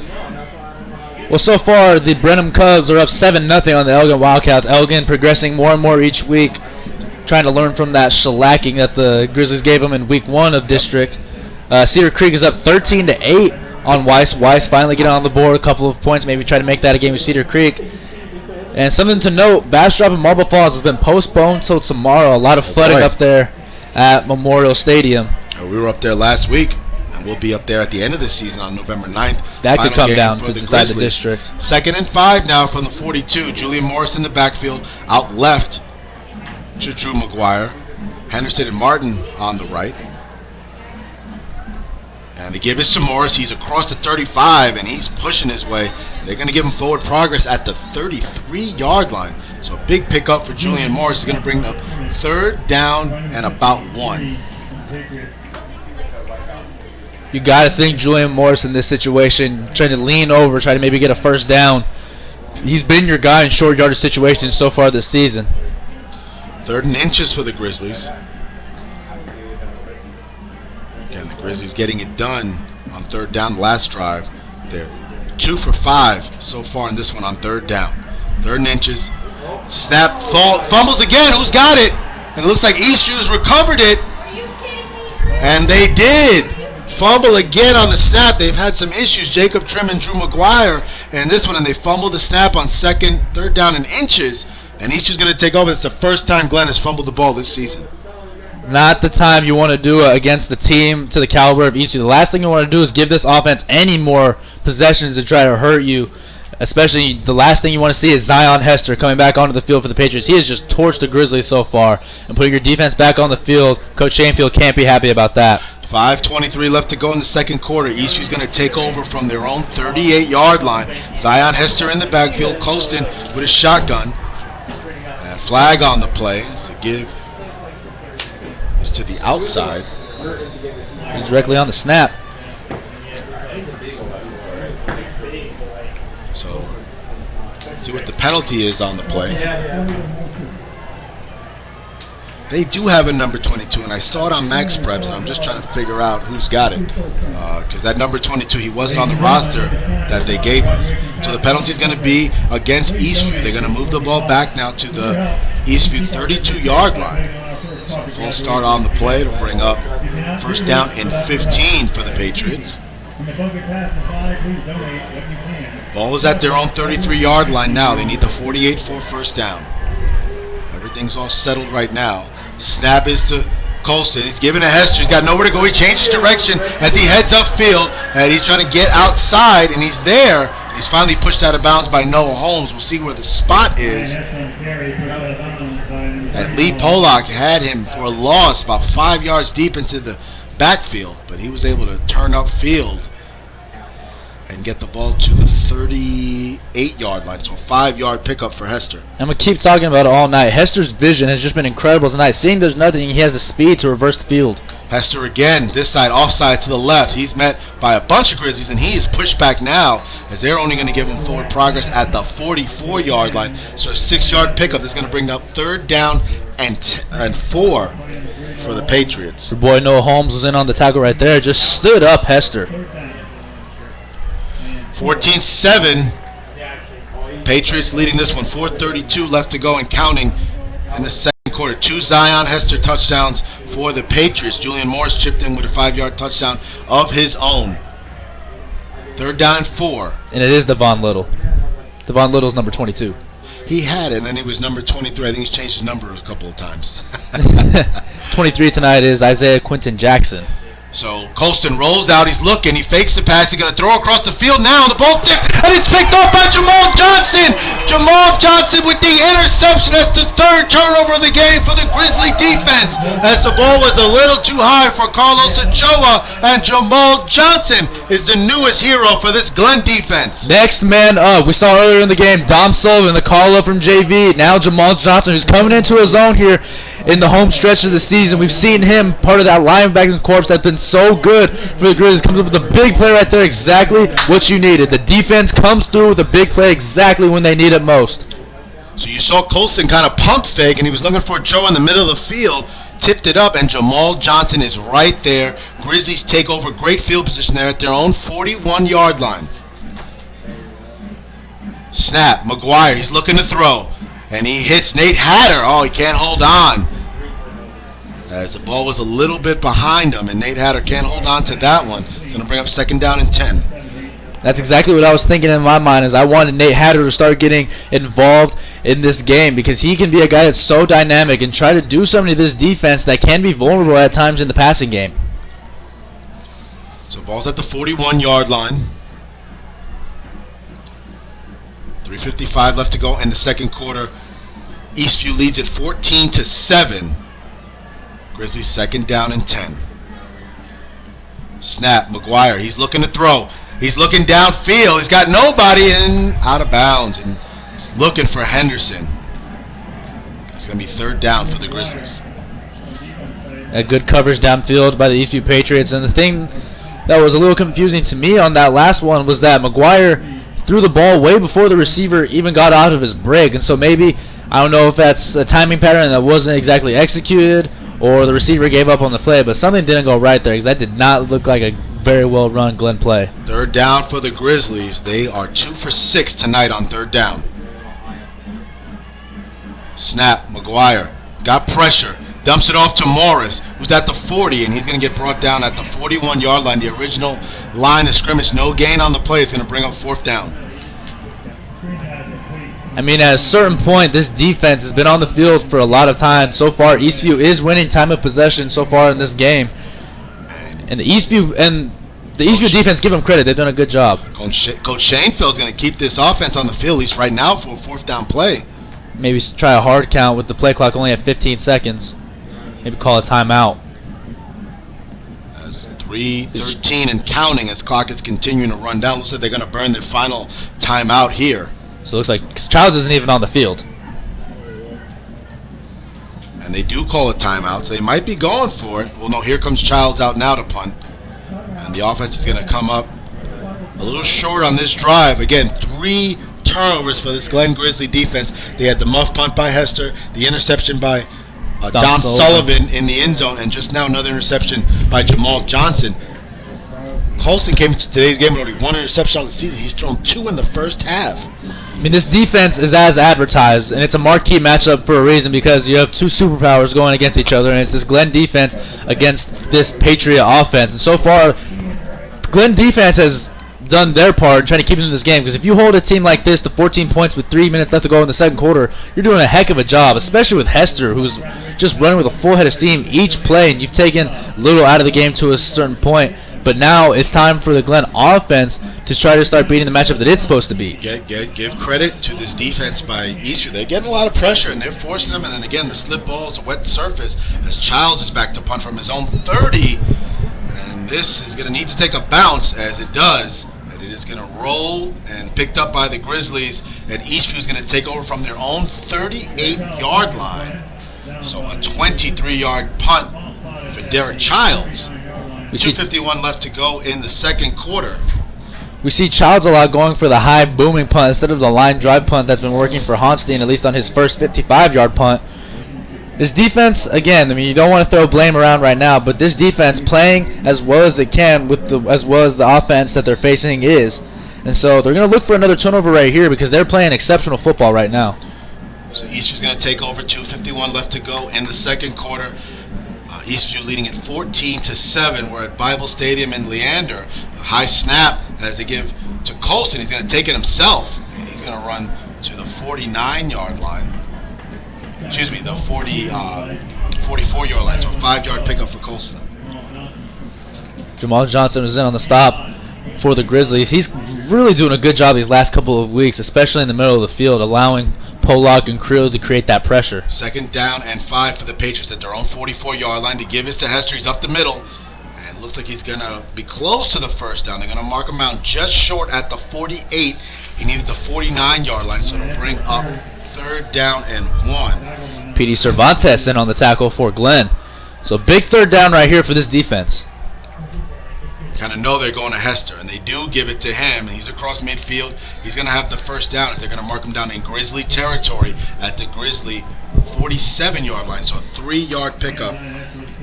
He's already got 17 carries in this game.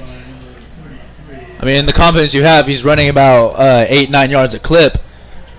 You're going to take that chance every single time you can if you're on the other side for Eastview in a short yardage situation. First down and 10 from the Grizzly 47, 144 and counting.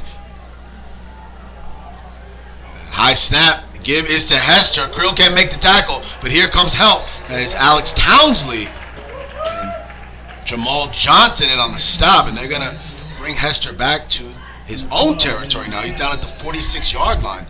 Lost a bunch on that play.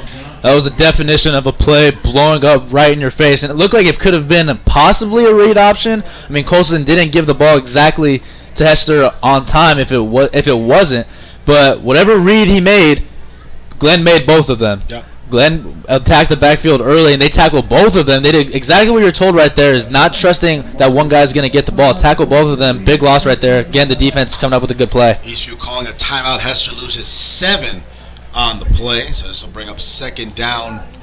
And the ball is at the Patriot 46. They need the Glen 38-yard line.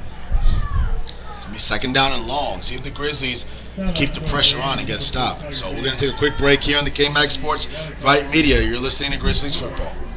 Vype Media is the state's most comprehensive high school sports media outlet, covering UIL, private schools. Vype has been in Texas for over a decade. Visit their website at Vype, VYPE, and also pick up your Vype magazine today. Get in the game with Vype Media. This is the K-Mag Sports Network. 2nd down and long. Colson is looking to pass. He throws across and he hits Little. And he's going to get all the way back into Grizzly territory down at the 42-yard line. So a big pickup for Little. Pickup of about 9 yards. That's going to bring up 3rd down and about 7. 3rd down and 5, excuse me. We're starting to see Townsley a lot more involved in the secondary, and we hadn't seen that last couple of weeks because really nobody tested him in the middle. So another 3rd down for this Grizzly defense, and you know Hester's back there. He's probably going to call his number, and Grizzlies jump off sides. It is Skylar Lee jumping on the play. It's going to be a 1st down now. It is going to go against the Grizzlies. Looked like it could have been encroachment. Skylar Lee gets an earfeel from Coach Shanefield as he comes off the field. It's going to be a 1st down, and the chains will move for Eastview. 55 seconds left to go, so if you're Glenn, the clock might be your best friend here. But again, we talked about it during the pregame show, they do have a kicker that can make it from extended periods. This thing is long so far as 35, but in talking to some of these Eastview players, he can put in a ball anywhere from 45 and in. They're going to hurry up and get to the line of scrimmage. They're at the Grizzly 42-yard line, 37-yard line. High snap to Colston, and he's chased down by Lee Pollock, and looks like Ochoa is going to make the catch at the 34-yard line. So we'll bring up second down and about 7. So Eastview calls their second timeout of the half. 33 seconds left to go here in the second quarter. If you're just joining us, Eastview got on the board early with a Zion Hester touchdown. He's been the focal point of this offense. The Grizzlies then responded with 2 turnovers, and they were able to punch it in for themselves. Julian Morris was in on that touchdown. And then Hester struck again, 10-yard run early in the second quarter, and that's where we stand right now. 14-7 Eastview, 33 seconds left to go in this first half. So it looks like it's going to be second down. Ball is at the Patriots, the Glen 33, excuse me, and they need the Glen 27. So it looks like it'll be second down and 6.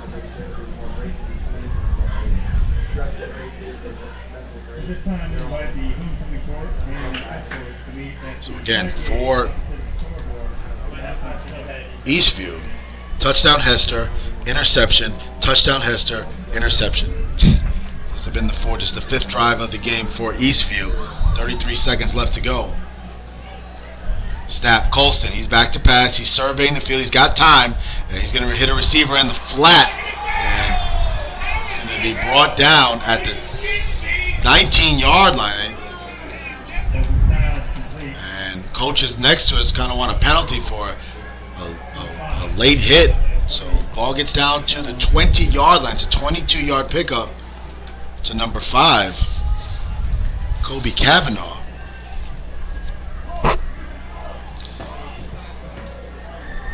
"25 seconds left to go, and the clock will run now." Jackson gives to Hester. He's up the middle. He breaks the hole, and he is met by Brian Creel and P.D. Cervantes after picking up about 5 yards. So second down and 5 from the Grizzly 15. 10 seconds left. This could be the final play. As snap now is to Hester. He's trying to fight his way, and he's going to be pushed down for a loss. The ball's at the 12-yard line. They got 1 timeout left. They're going to use it, and they'll probably bring out the kicker for some extra points. 1 second left. If they would have held that tackle just for half a second longer, that clock would have run out, and they would have only been down 7 going into the half. But now you're really consistent coming in, and Honstein to try to make this a 10-point game going into the halftime. The Grizzlies will get the ball to start the third quarter. So if they can find a way to stop this kick, or Honstein misses the first kick of the season from either extra point or field goal, it'll be a win for Glenn. 1 second left to go in the second quarter. Eastview leading it 14-7. Again, it's homecoming, so we'll have the Eastview band play first. We'll talk a little bit about the first half, and then we'll let you listen to the Glen Grizzlies band, and then get the third quarter kicked off. Remember, we're at about 28 minutes for halftime. Be out to kick. The ball right now is at the 17-yard line, so this would be about a 34-yarder for Honstein. His season long right now is 31, but as you mentioned, he can hit it from almost anywhere. You got to keep an eye on Noah Holmes right here, because that is the Grizzlies' one prayer to try to block this field goal. They can't jump, though. You don't want to make it even closer. Snap, Honstein. The kick is up. It is good. So Honstein puts together a 34-yard field goal, and that'll do it for the first half, as Eastview will go into halftime with a 17-7 lead. Uncharted territory for the Grizzlies. They haven't gone into halftime trailing since week 2 against McNeil. Alex Peda, EJ Sanchez, Randy Fry with you. We're going to take a quick break. We'll be back to recap the first half and get ready for the second half on the K-Max Sports Vype Media Network. The K-Max Sports Camp was so hot this summer, we're going to offer it again this coming December. That's right, 3 KMAX sports campers not only learned about sports broadcasting, but they're getting it done on the KMAX Sports Network as you hear this. You want your young one to learn, get hands-on experience, and possibly get involved? Middle schoolers, high schoolers, and adults are welcome. We'll hold 3 sessions in December, including 2 over Christmas break. Call us for more information at 512-338-1111, extension 100. That's 512-338-1111, extension 100. The KMAX Sports staff, with over 100 years of combined broadcast experience, will give each camper personalized guidance on getting into and advancing a career in sports broadcasting. Campers will be provided water, camp t-shirt, and a sample of their work. And just like high school sophomores Jace Andrews, Blake Herrera, and E.J. Sanchez, the best campers may get an opportunity to intern and possibly work with KMAX Sports. Call us for information, 512-338-1111, extension 100, or email us info@kmaxsports.com. KMAX Sports Camp, the best way to get in the game. This is the KMAX Sports Network, and this is what we do. Looking left, throws into the end zone. Snap again, he hits the turf, and he this is a hammer with the corner of the end zone. 10, 5, touchdown. If you like the sound of that, then let us broadcast your team. Send an email to merle@kmaxsports.com or chuck@kmaxsports.com to find out how. Bringing your teams to you since 2003. It's what we do. We are KMAX Sports. This is the KMAX Sports Network.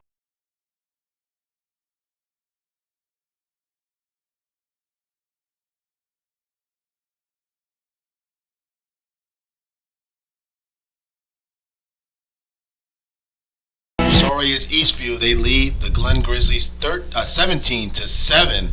2 touchdowns by Zion Hester and a last-second field goal by Reed Hochstein to give Eastview Patriots a 10-point lead going into halftime. As I mentioned, EJ, before we went to the break, it's the first time Glen's trailed going into the second half since the Week 2 lightning-shortened game against McNeil. Yeah, not where you want to be if you are the Glen Grizzlies. But again, the message in the locker room right now with Coach Shanefield has to be to just keep at it right now, because this is a team that has been up in the fourth quarter, and they lost the lead and lost the game against Brenham and nearly lost to the Bastrop last week. They only won by 5 in that game, and it was just an onside kick away from possibly losing that game. So this is a team that usually does start off well. The second quarter is their leading quarter when it comes in terms of scoring for the Eastview offense, but in the fourth quarter it is very hard for them to finish, as we've seen so far this season, especially in those 2 games, and teams that Glenn feels that they are just as good as, if not better than. So they just got to keep at it, and it's going to be hard, but they have to make some second half adjustments to try to contain Zion Hester. Absolutely. So the key for them is, like you said, got to stop Hester, but this offense has got to get going. They're not making anything to happen. Eastview is almost daring Drew McGuire to throw. They're deciding to run the ball. McGuire has only thrown the ball 6 times, and he's only got 34 yards. They got to get the pass game going. They got to do some things. They're running the ball. They're getting some holes there, but they got to sustain a drive like they did when they had the Julian Morris touchdown. But when they get the ball to start the second half, I'd like to see them figure out a way to run right up the middle the way Hester is and keep the chains moving. I mean, you have to credit this offensive line for Eastview. I mean, they've done a good job so far, and it's really tough front for Glenn. Matthew Hester, Jeff Francis Daiku, Callan Guyton, and Skylar Lee, Hunter Lovato, and Derek Childs as well. These guys are usually very consistent when it comes to up front, but the offensive line does a good job making some big holes for Hester to run through, and it just hasn't been good so far. I mean, we talked about it during the commercial break, though. Count your lucky stars. You're only down by 10.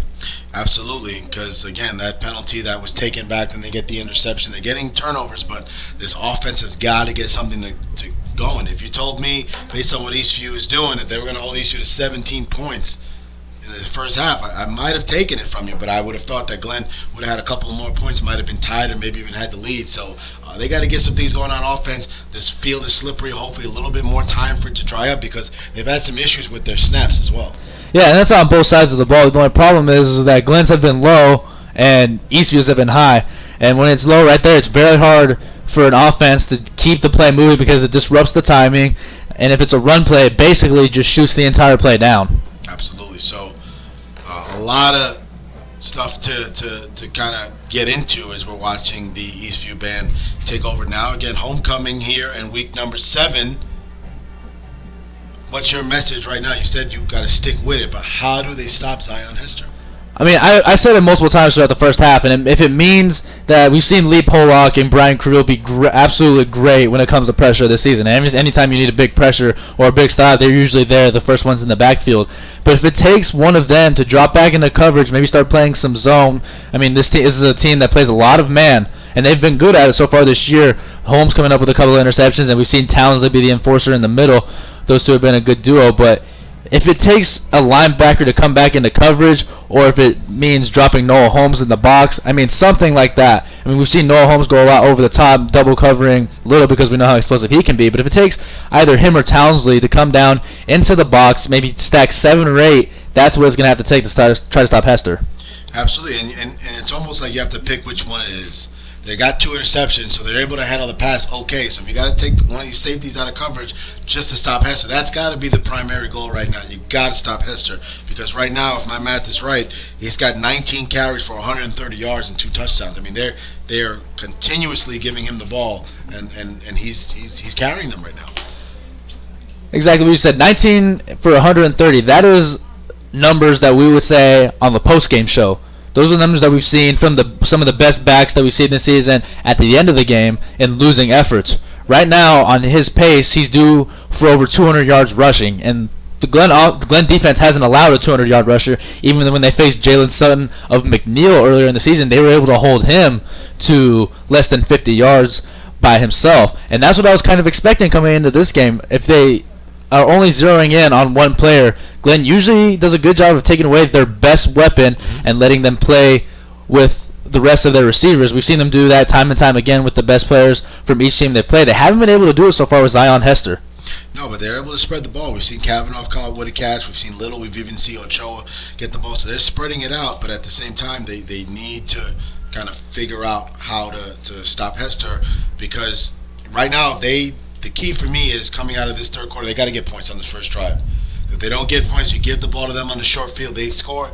Now it's a 17-point game, and this can get ugly really quick. So they got to find a way to have a nice, sustainable drive to start this third quarter and build off of that. Yeah, that's exactly what I was going to say right there. You have the ball coming out of the half.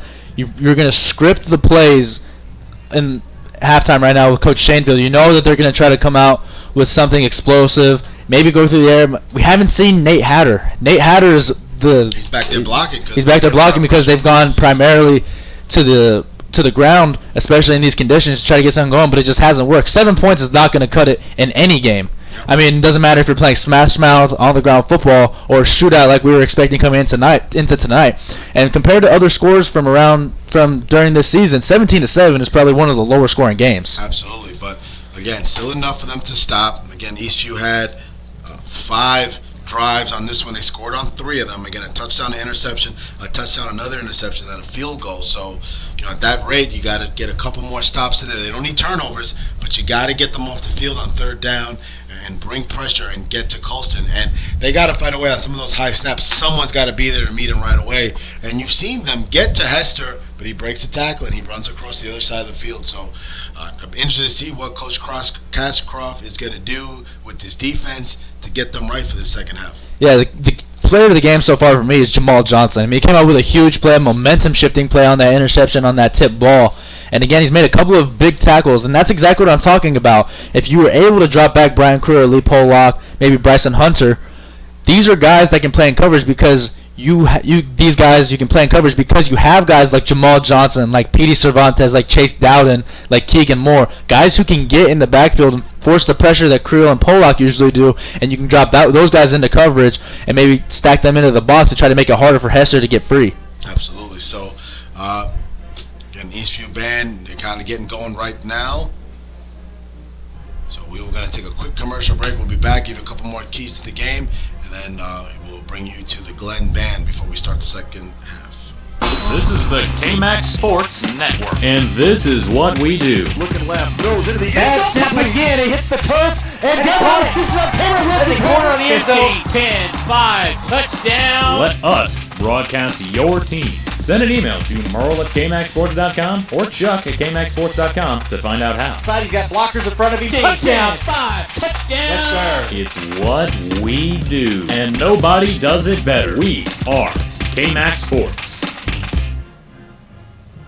This is Kevin McAdams. You know, from the McAdams Company Creative. We love to make commercials. Let us make yours. Yep, that's me. Well, my voice is amazing and does sound wonderful. I've been given to understand that every once in a while, y'all might want to hear somebody different. So I went out and recruited some guys. So first, I'd like to introduce Blake. Good afternoon. My name's Blake Herrera, and my voice will make you feel safe on an airplane. This guy over here, this is Steve. Hi, I'm Steve. True story. When I was in college, girls used to love it when I read their textbooks to them. And I'm Kevin, and my voice makes women want to buy new cars. Let's talk about what we can do for you. Reach out to me by phone or text 512-653-9491 or check me out online at themcadamscompany.com. I'm Kevin McAdams with the McAdams Company Creative. No longer working alone. I love to make commercials. Let me make yours. Vype Media is the state's most comprehensive high school sports media outlet, covering UIL, private schools. Vype has been in Texas for over a decade. Visit their website at Vype, VYPETexas.com. And also pick up your Vype magazine today. Get in the game with Vype Media. This is the K-Max Sports Network. All right, Al Smith and EJ Sanchez with you guys. Now, Grizzlies man to take you into the second half.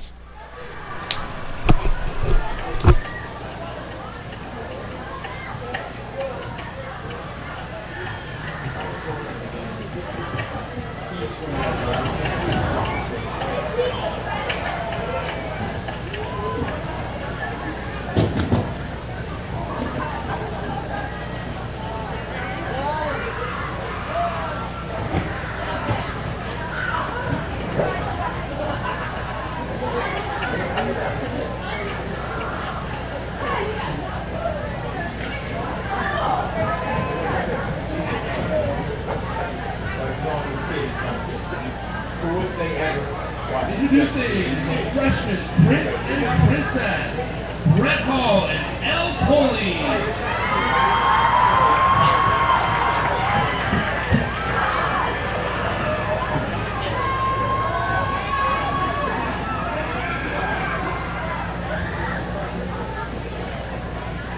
Next up is our sophomore Prince and Princess, Tabui Sewell and Sydney Miller.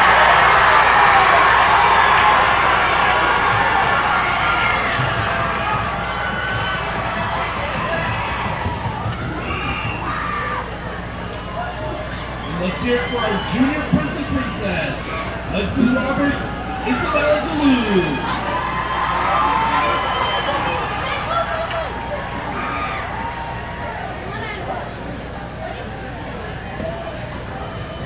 Now, ladies and gentlemen, for our first ever senior homecoming court members at Glen High School. First up, Kelsey Bruner, followed by Rose and Michael Bruner. Kelsey is a member of the Glen High School City Council.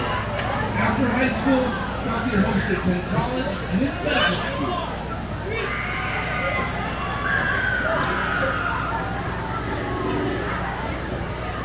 Next is Rylan Dunaway.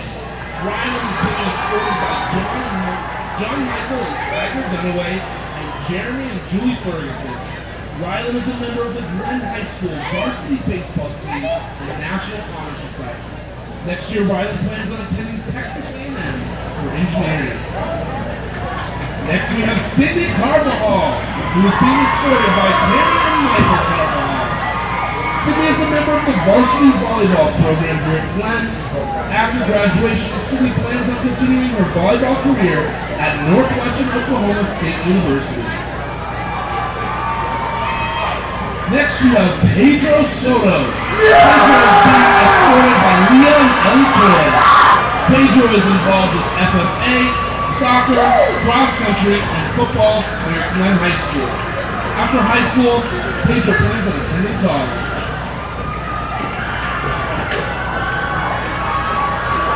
Boy Hernandez is being escorted by Rebecca and Antonio Hernandez. Boy is a member of the Glen High School PALS program. After high school, Boy is planning on attending college.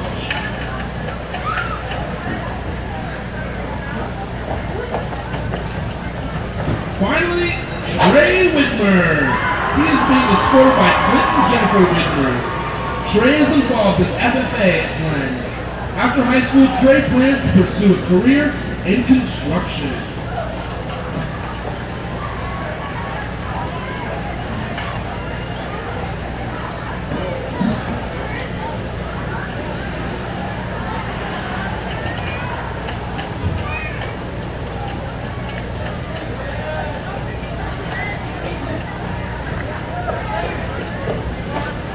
Ladies and gentlemen, this year's 2018 Glen High School homecoming king is Pedro Soto.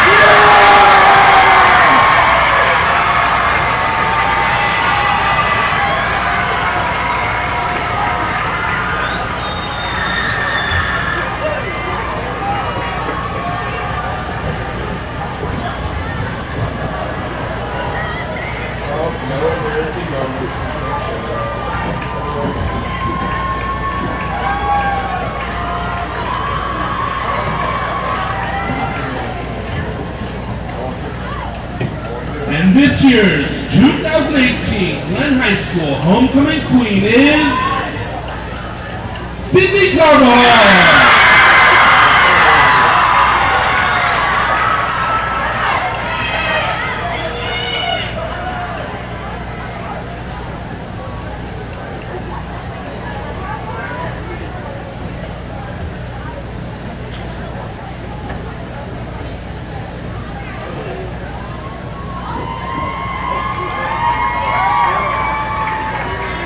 Congratulations to the first ever Glen High School homecoming king queen. Students, you can visit the king and queen at the homecoming dance tomorrow night.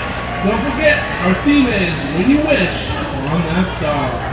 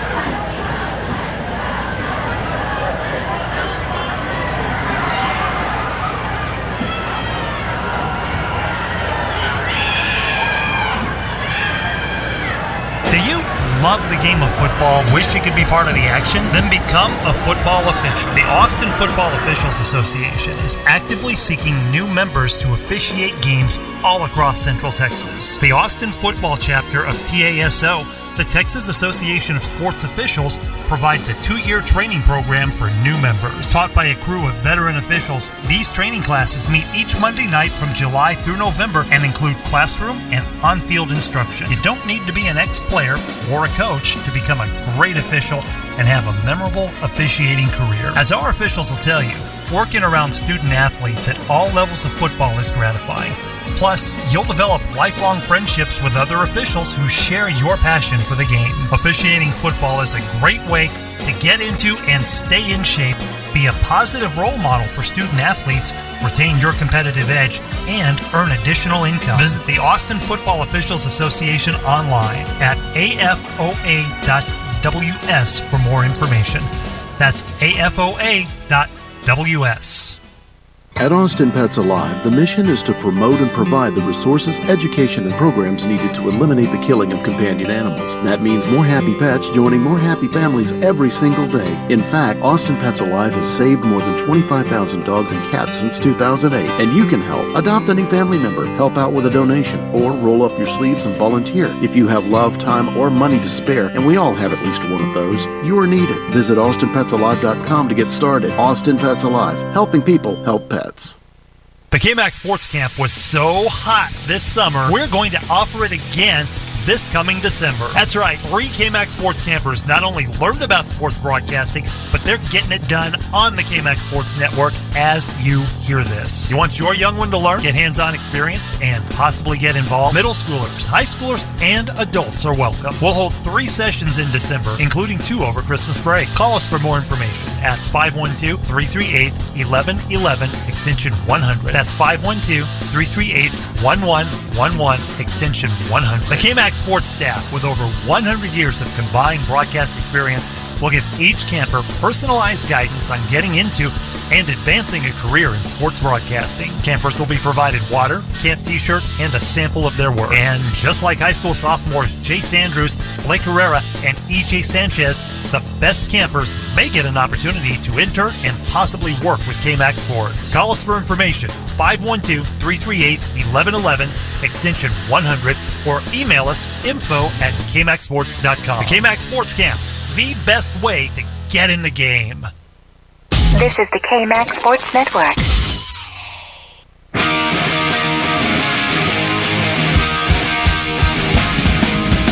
All right, halftime. We got about 6 minutes and 40 seconds before we start off with the second half. The Glen Glizzies are coming back on the field. We had the homecoming band. We had everything going for homecoming.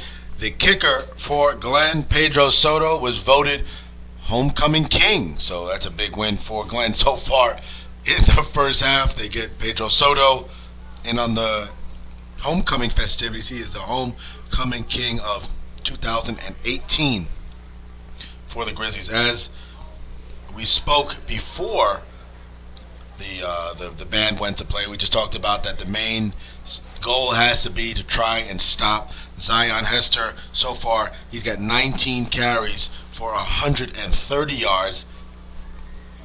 He's making a lot of things happen through the middle, through the outside.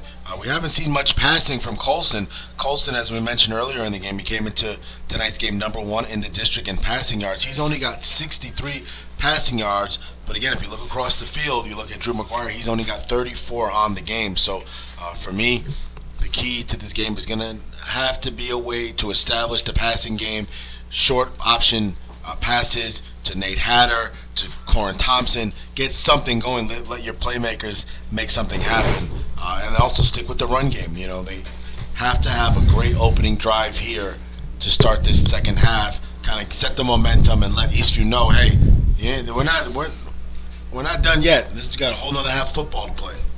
Yeah, especially when this team is not, we haven't seen them play from behind very often. I mean, I've missed week 1, so they played against Liberty Hill behind for most of that game. But this team isn't done. I mean, ECU's been there, done that, been the big boys in this district for years now. For the last 5-7 years, they've been the big guys in this district. Usually, and they're in the they're the type of team that you expect to see in the playoffs every single year. But it's time for them to start, showing some fight in them. I mean, we've seen them fight from up ahead, but the one flaw in that is that when you base your offense around the run, it's a double-edged sword. And what I mean by that is, on the offensive side of the ball, when you're playing from behind, it is very hard to play from behind with a running attack. I mean, it just is. It takes time off the clock. It's not as dynamic in the sense that you don't get chunk plays as often as you would in the passing game. So that's going to be something that Coach Shanefield is going to have to try to balance out here in the second half. Absolutely. So again, we're 17-7 left to go. We got a little less than 4 minutes to go in this one. And Pedro Soto being voted the homecoming king. Look, Los Reyes getting some love from Efren and Jamie Sanchez. They wrote us in. They let us know that they let us know that they were in on the Los Reyes happy hour. So why don't you go ahead and tell them a little bit about that, Alan? Absolutely. So go check out Los Reyes Mexican Restaurant, a proud sponsor of Grizzlies football. Come enjoy their happy hour. They have the best in town, 2 to 6. Full bar, everything is half off, the entire bar. None of that well stuff, all the good premium stuff at Los Reyes Mexican Restaurant. Check out the website, losreyestexas.com, or just check them out in person, 251 North Bell Boulevard in Cedar Park. Los Reyes Mexican Restaurant, authentic Mexican plates. And can't go on any further without talking to you about our Title I sponsor, Dreamfinder Homes. Dreamfinder Homes, now building homes from the mid-200s. This community is the perfect location for growing close with nature, living a healthy lifestyle, and creating memories with friends and family. Conveniently located along Austin's northern growth corridor, Orchard Ridge has easy access to the Leander Independent School District and many of Austin's entertainment hubs. Come check out this perfect place to call home today. Brought to you by the Dreamfinder Homes. Homes built to fit your lifestyle. Visit dreamfinderhomes.com/Orchard Ridge for more information. Each we're going to take a quick break. We'll be back on the KMX Sports Vype Media Network. Socialize with us. You don't have what they call the social skill. On Twitter at KMax Sports, or catch us on Facebook. Search KMax Sports. Just another way KMax Sports is bringing your teams to you. We hope you're enjoying tonight's broadcast. At KMax Sports, we work hard to provide quality professional broadcasts to make it easier for the booster clubs with whom we work to find sponsorships. We ask that you please patronize these advertisers and thank them for supporting your team's broadcasts. You can help your booster club fund the broadcast by simply clicking on the donate button on KMaxSports.com. And if you're a fan of the other school, you can show your appreciation for tonight's broadcast by making a donation as well. Thank you in advance for your support. And now, let's take you back out to the game. This is the KMax Sports Network.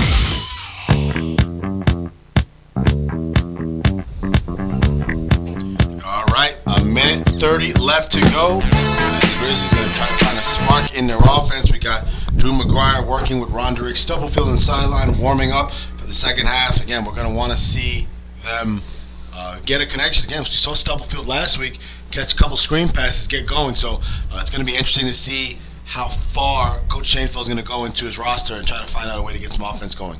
Yeah, and I mentioned it multiple times throughout the first half, but this is a very confident team. If you see it down on the field now, the Eastview pitchers put their inflatable back up. They just ran through a sign that said "Grill the Grizzlies," and they had their smoke machine on. So this is a team that is not backing down. They're very confident in what they're able to do. But going back to what you just said, you always ask me the questions. Now it's time for me to ask you one. Who are you looking for, or who is your prediction to be the hero of this second half to try to get this offense going? It's got to be Drew McGuire. He's got to get out there, and he's got to get on the same page with Jacob Trim. Make sure that those snaps are going right. Maybe they should be working on that right now.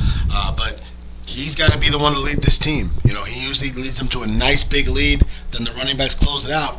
Now it looks like he's going to have to, you know, as a starting pitcher, he's going to have to go deep into the ninth inning in this one, and then turn it over to those big bracks to kind of bruise it out for you. Yeah, I'm looking for Nate Hatter here in this second half. We haven't seen him have one reception yet. We seen it, he was coming off a couple weeks ago, 2 touchdown performance and a big catch early in that game against Weiss. So it's going to be big for him to try to get involved in this offense here early in this second half.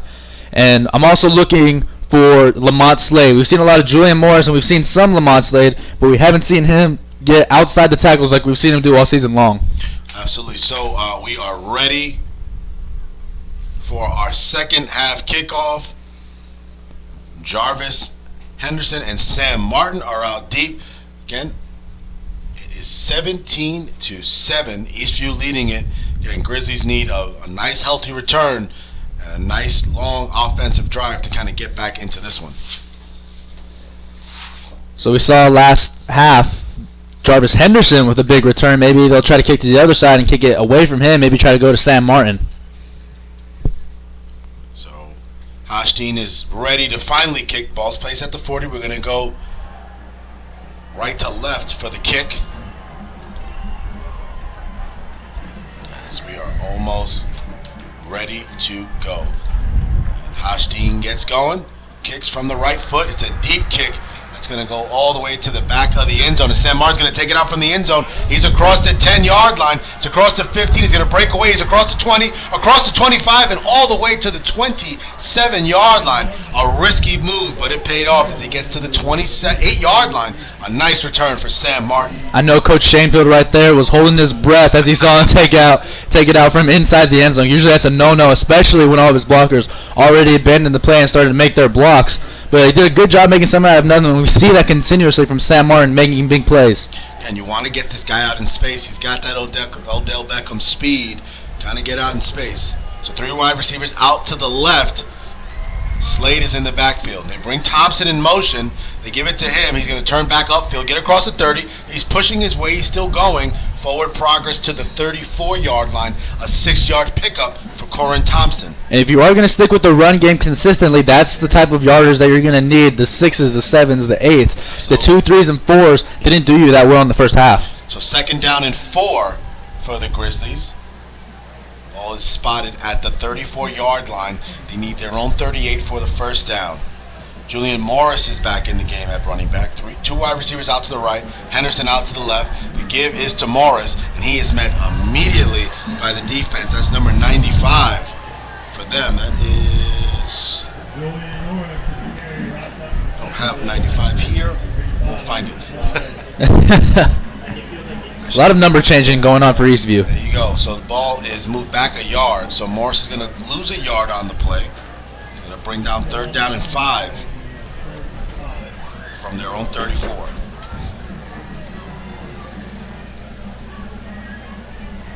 .44 and counting left to go in the 3rd quarter. Eastview leading it 17-7 against your Glen Grizzlies. 3 wide receivers out to right. We got Stubblefield. One of them's uncovered.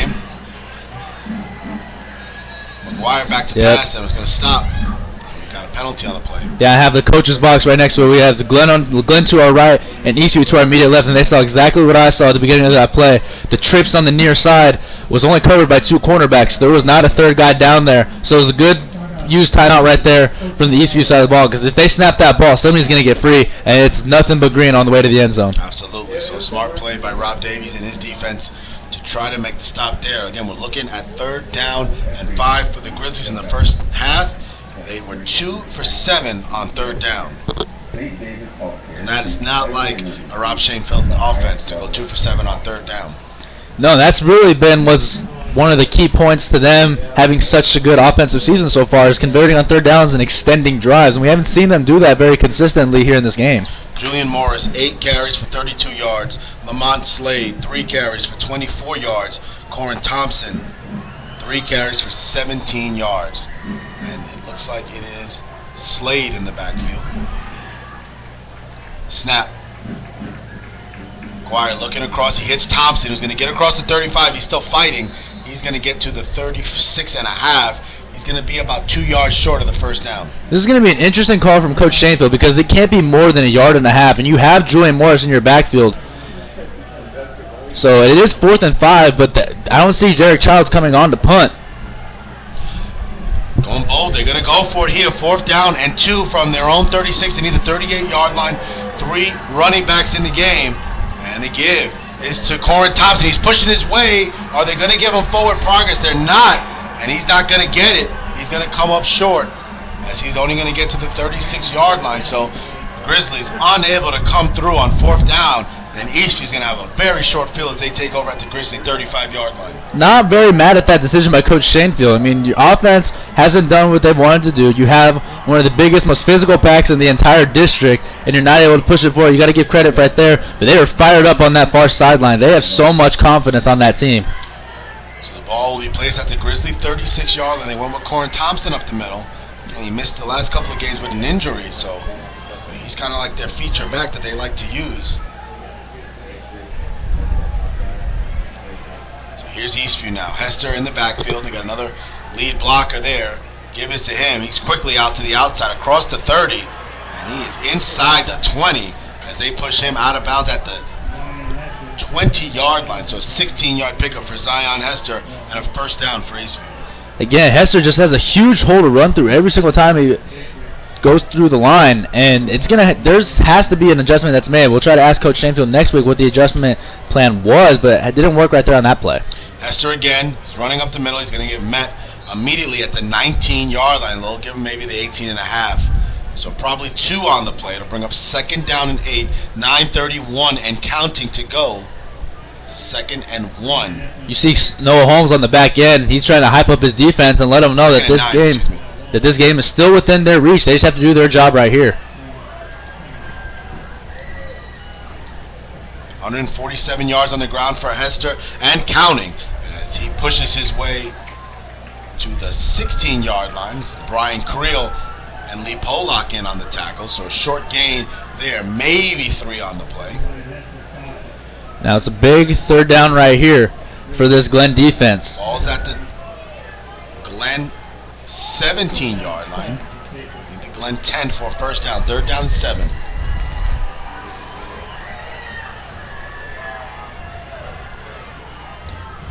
Snap. Colston looking to run himself. He's going to take it, and Jamal Johnson coming all the way from the outside. But forward progress is going to push him to the 15. It's going to bring a 4th down and about 5. It was a huge play again by Jamal Johnson, turning into one of my favorite players on this defense. There's so many to pick from. Yeah, absolutely. So, looks like they're going to stay on the field and go for it on 4th down and 5. You got to assume it's Hester. As he's in the backfield by himself. 4th down.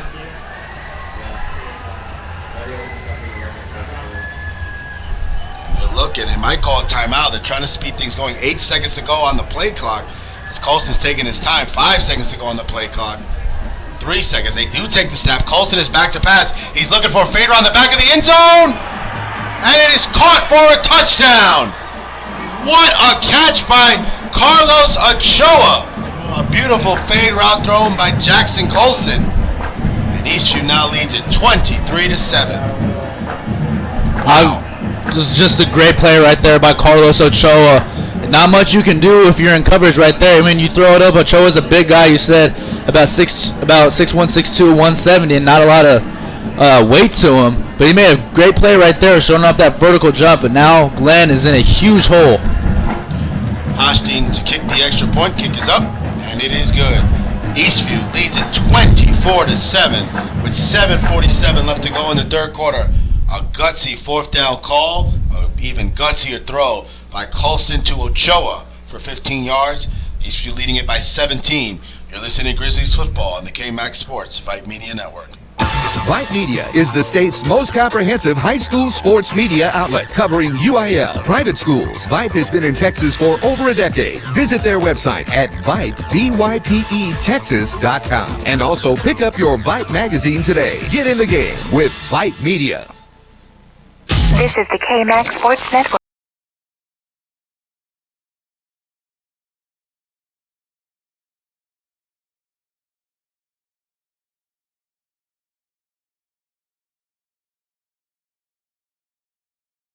Down and 5 play, get a 15-yard touchdown. Jackson Colson to Carlos Ochoa for the touchdown.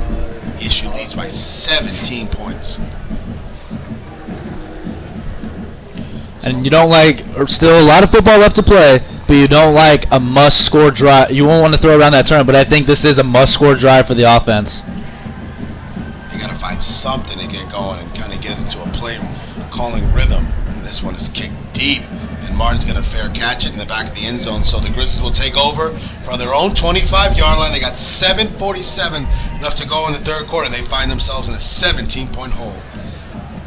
Coach Shanefield does not want to abandon what has made this team so good in the first half, which is running the ball. But you might have to start opening it up through the passing lanes, because now you're down by three scores. You're going to have to start, and this team has been taking advantage of each extra position that you've given them, so you have to start thinking touchdowns and not field goals at this point. You got Nate Hatter in the slot, left to right on your radio. Bring Thompson in motion. He's going to go out wide. McGuire's looking to pass. He's rolling out. He hits Thompson. He's going to get across the 30. Out of bounds at the 31-yard line, they'll give him. Exactly. They're going to give him the 32-yard line. So 7-yard pickup on first down. 2nd down and 3 for the Grizzlies. Exactly. It's these big chunk kind of plays that is what's going to make this Glenn team try to get back into this game. Third catch of the day for Thompson. 2nd down and 3 from the Grizzly 32. Thompson shakes to the outside. He's going to break across, trying to get there, and he's going to get to about the 33-yard line. He had that first lane, but he decided to go back outside, and he's only picking up a yard on the play. 3rd down and 2. Something they have to improve on throughout the duration of this game is they're going to have to start picking up more first downs on 1st and 2nd down rather than relying on 3rd down every single time, because that puts a lot of pressure on your offense, and in particular Drew McGuire. Go 3rd down and 2 from the 32-yard line.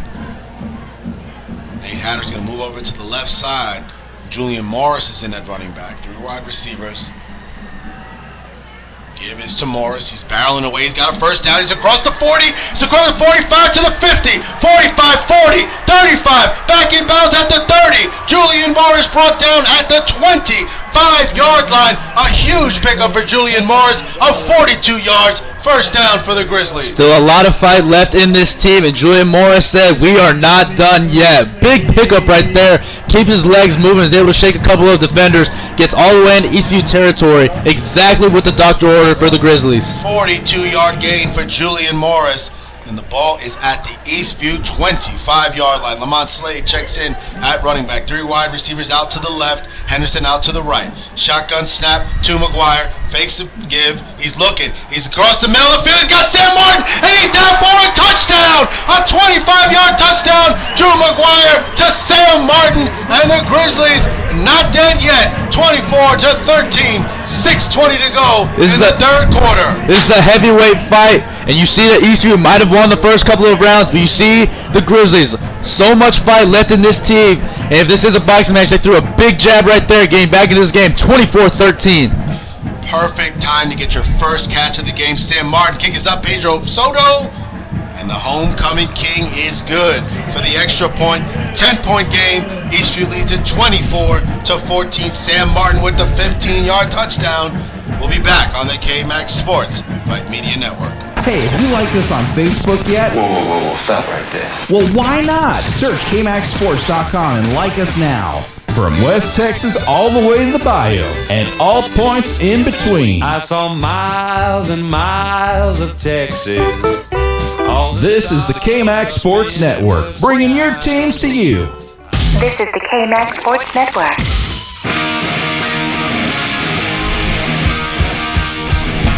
Sam Martin, 15-yard touchdown on the strike from Drew McGuire. Drew McGuire now 69 yards passing. Picks up his first touchdown of the game. Sam Martin, with that catch, picks up his 5th receiving touchdown of the game. He's now scored a touchdown, E.J. Sanchez, in 5 straight games. Sam Martin coming through big for the Grizzlies. Like you said, it was a must-score drive, and they were able to make it happen. Now, on the flip side of it, if you can get maybe a 3-and-out right here from this offense, which have come out of premium, this offense is explosive. If you can get something like that, or at least keep winning the field position battle, you have a chance. Booch kick by Soto, and it's going to be fair caught by the Patriots. Number 11, Jeremiah Wright, catches the ball at the 30-yard line. That's where Jackson Colston and Zion Hester will take over for the Patriots. With 6:20 to go left in the third quarter. Eastview 24-14. Sam Martin, 15-yard touchdown to keep the game close. The 10-point game now as Glenn trails it. We get a little noise now here in Bible Stadium. Harris is in motion. Colston, give is to Hester. Bounces off a tackle. He breaks another one. He's across to the 41-yard line. Man, he can really get going after contact. So 11-yard pickup for Zion Hester, a first down for the Patriots. His defense is going to have to find an answer sooner rather than later, because if you try to make this adjustment later, it might be too late. Hester checks out. Espinoza is in, and Hester's down on the sideline. And Jamal Johnson leading a bunch of Grizzlies as Espinoza gets 2 yards on the carry. It'll bring up second down and 8 from the from the Patriot 43-yard line. Excuse me. Next week on the pregame show, I know exactly. First carry for Espinoza. Exactly. Next week on the pregame show, I know exactly who I want to see interviewed, and that's Jamal Johnson. He's having 2 straight games where he's been a leader on that defense. Jamal Johnson from the edge on the right side. The give is to Espinoza, and he runs into another Grizzly wall. Again, Grizzlies everywhere on that play. This time it was Guyton and Pollock in on the stop. Even Derek Childs got a little action there. Third down for the Patriots as Hester checks back in. And he's kind of moving his shoulder around a little bit. So he might have got hit on his shoulder. Another substitution now as we have, looks like number 5, Kobe Kavanaugh checking in. Kobe Kavanaugh a little out, split out to the left. Morrison Ochoa out to the right. Hester in the backfield. Third down and 8 for Eastview. Snap. Colston back to pass. He's looking. He's got time. He hits Hester in the flat. And he is met immediately. And he bounced off a tackle. But there's Alec Townsley to put the stop at the 43-yard line. No gain on the play. Fourth down and 8 for the Patriots. And it looks like they're going to punt this one away back to the Grizzlies. A third and out, just like you predicted, EJ. Bend, don't break. This defense already giving up 24, but still staying confident in the way they play on the defensive side of the ball. And exactly when you need it, they came up with the third and out. Exactly what the doctor ordered again. And now it's time to throw this offense back out there with all the momentum. You got the crowd back into our homecoming night. This is going to come down to the wire, and this has been a fun one. Hochstein ready to punt away from his own 30. Martin is back at his own 24-yard line.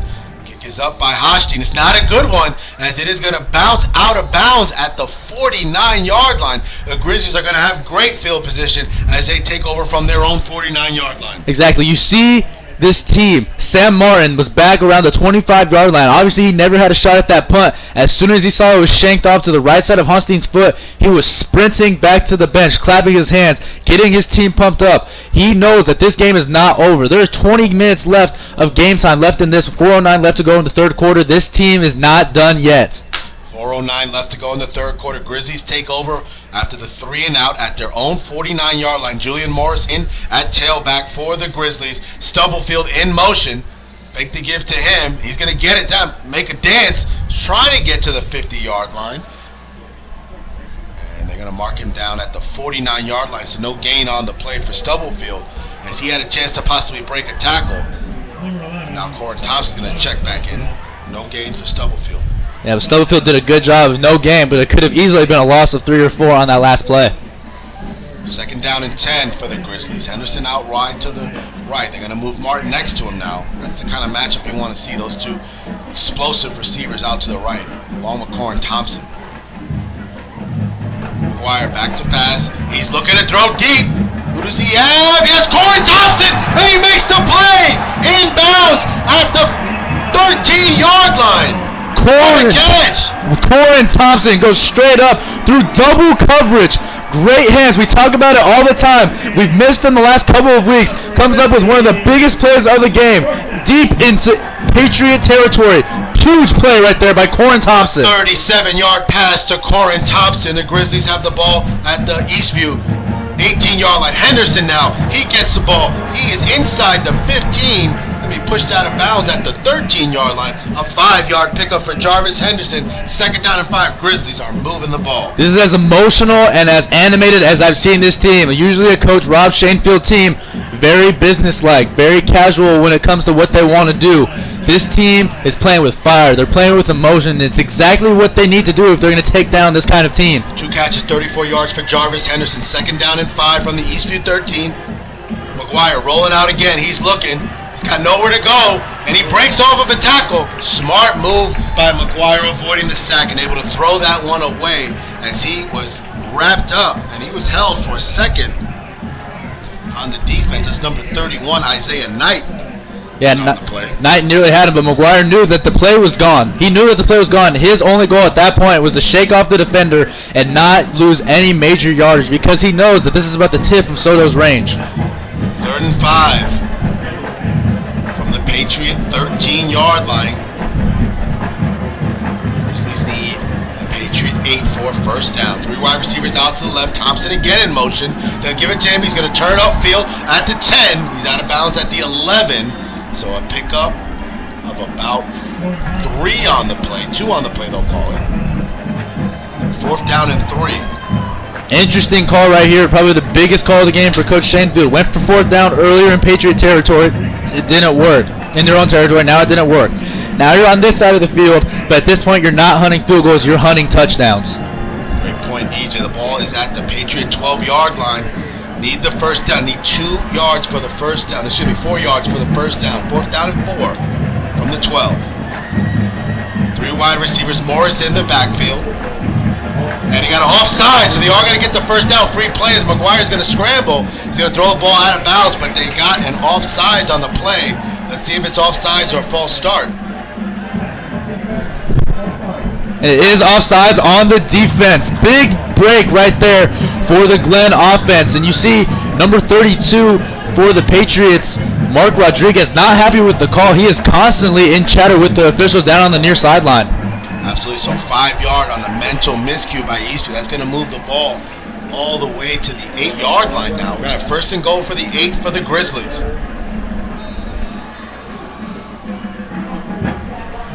3 running backs again. We got Upton, Morris, and Slade now in the backfield. The give is to Slade. He's going to roll outside. Going to get across to the 6-yard line.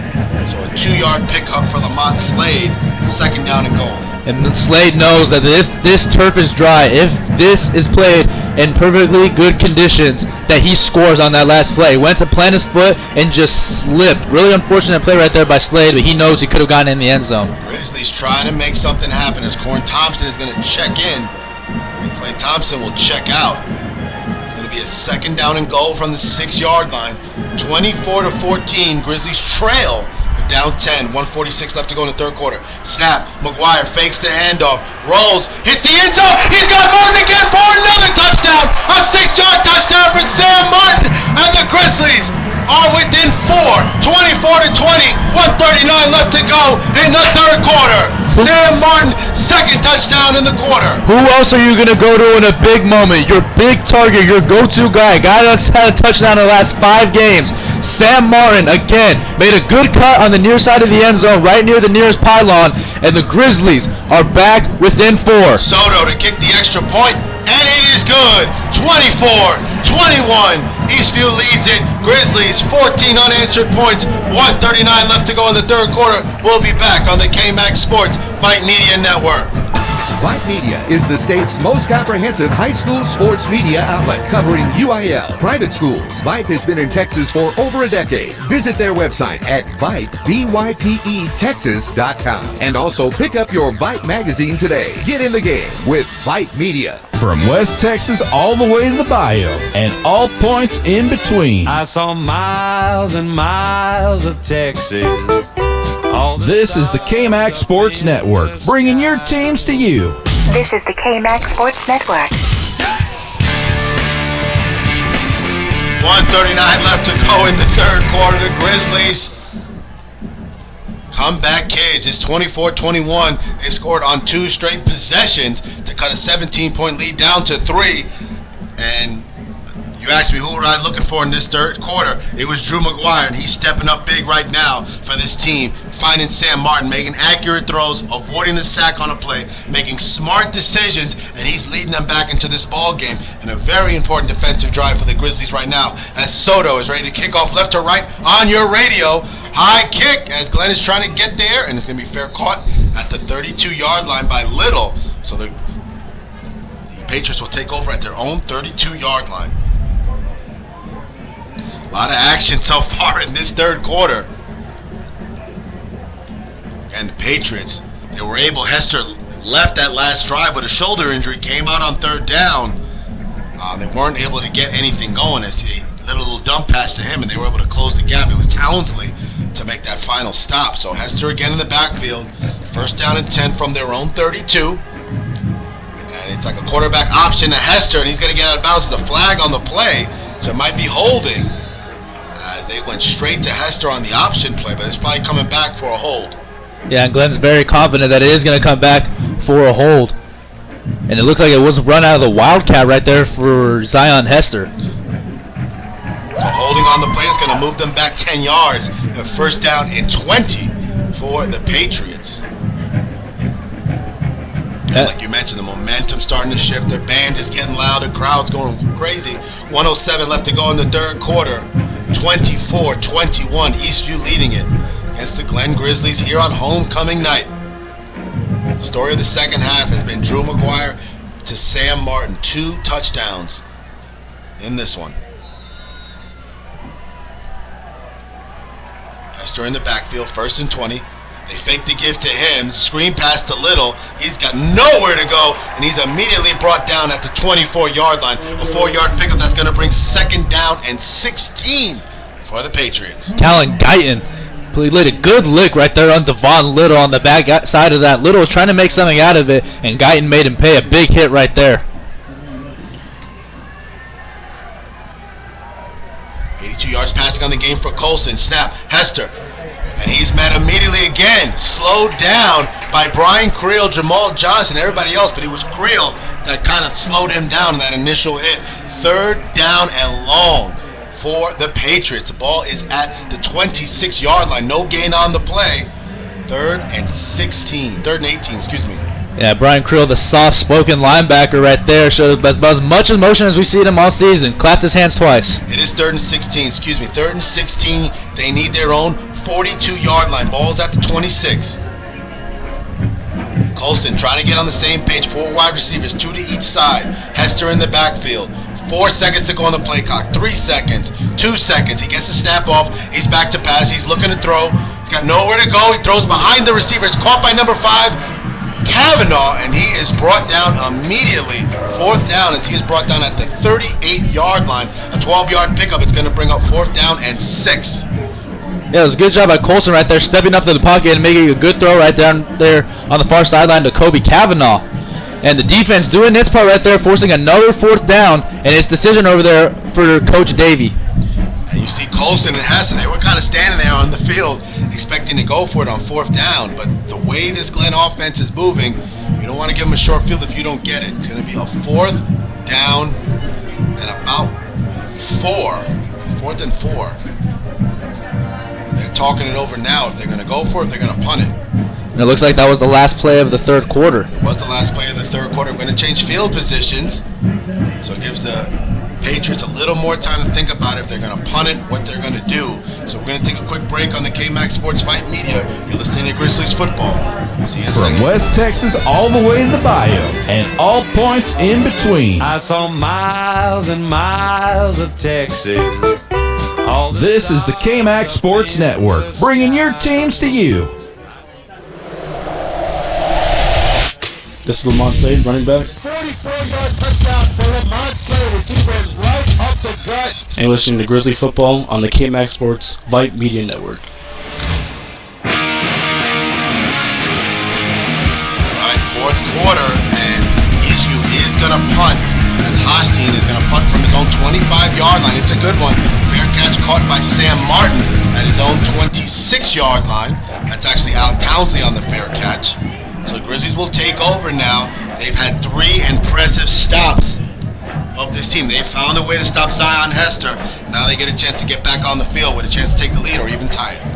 Yeah, it was big right there for the defense getting off the field. Now it's time for the offense. Time to answer back. All the momentum is on your side. The crowd's back into it. Your defense is making stops. And while your offense is on the field, the good part about that is Zion Hester is off the field. Defense now, they've been getting worked a little bit too, so now they're on the field. I wonder if we're going to start to see fatigue from this Eastview team, although they're a quick, fast bunch, so we'll see how that goes. First down and 10. Slade cuts across over the 30-yard line, and they're going to say he's down at the 32-yard line, so a 5-yard pickup on first down for Lamont Slade. 2nd down and 5 for the Grizzlies. That's the kind of yardage you want if you want to try to pick up first downs on these first 2 downs. Henderson going to go out wide with Martin on the left-hand side. Going to keep Slade in the game. And Morris, so we'll have them both in the backfield. And here's Morris, pushing across, bruising his way. He's going to get all the way to the 38-yard line. 6-yard pickup and a first down for the Grizzlies. They're moving the chains. Exactly what I asked for on that last drive. You can't keep relying on picking up first downs on third down every time. Those percentages just won't work in your favor every single time. You need to start picking up first downs on first and second down in order to try to keep your offense, keep the pressure off. And I got to quote a Texas football movie, the run game. It's like Novocaine. Give it time, it'll work. And it's working right now for the Grizzlies. 82 yards on the ground for Julian Morris. First down and 10. McGuire back to pass. He's got a little bit of pressure. Dumps off to Morris. He's going to get to the 45, pushing his way all the way across. He's going to have a first down as he is down at the Grizzly 48-yard line. A 10-yard pickup for Julian Morris and another first down for the Grizzlies. Again, a good example of Drew McGuire staying calm when the first read wasn't there. The design play was all the way down the field, but Eastview completely abandoned the dump off to Morris on the near side in the flat. McGuire did a good job right there picking him up. First down, Grizzlies. 10:33 and counting. Patriots lead by 3. Grizzlies threatening. Give again is to Morris. He's pushing across. He's across midfield, and he's still going. He's across the 45, still fighting. And they're going to give him the 44-yard line. So a great pickup for Julian Morris. Morris, little extracurricular activity going on, and Eastview thinks that it's going to be going against Glenn. And you can't let your emotions get the best of you here. You got a good drive going as the ball is put down at the 44-yard line. Referees are going to talk it over. So far, it is a 4-yard pickup for Julian Morris. 6-yard pickup, excuse me. We'll see what the penalty is on the play. And Coach Shanefield getting his explanation right now from the near sideline judge.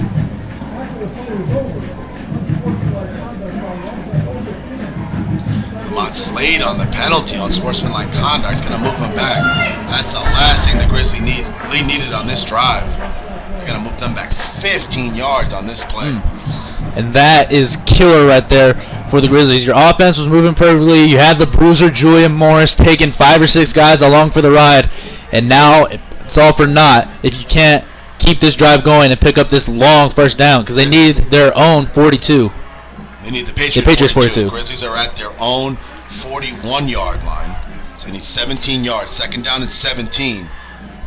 Snap. McGuire back to pass. He's looking. He's got time. He's looking across the middle of the field. He's got Corey Thompson at the 40, at the 35, 25, 20, 50, 10, 5. Touchdown! Corey Thompson, 59 yards, and the Grizzlies take a 27-24 lead. What a play by Corey Thompson. Corey Thompson, you've missed in the last couple of weeks. You've missed that juice. You've missed that spark. Gets behind the defense. All steam ahead going for Corey Thompson. Gets into the end zone, and the Grizzlies are back on top. 49 yards on the play to Corey Thompson. 59 yards, excuse me. Grizzlies looking to go up 4.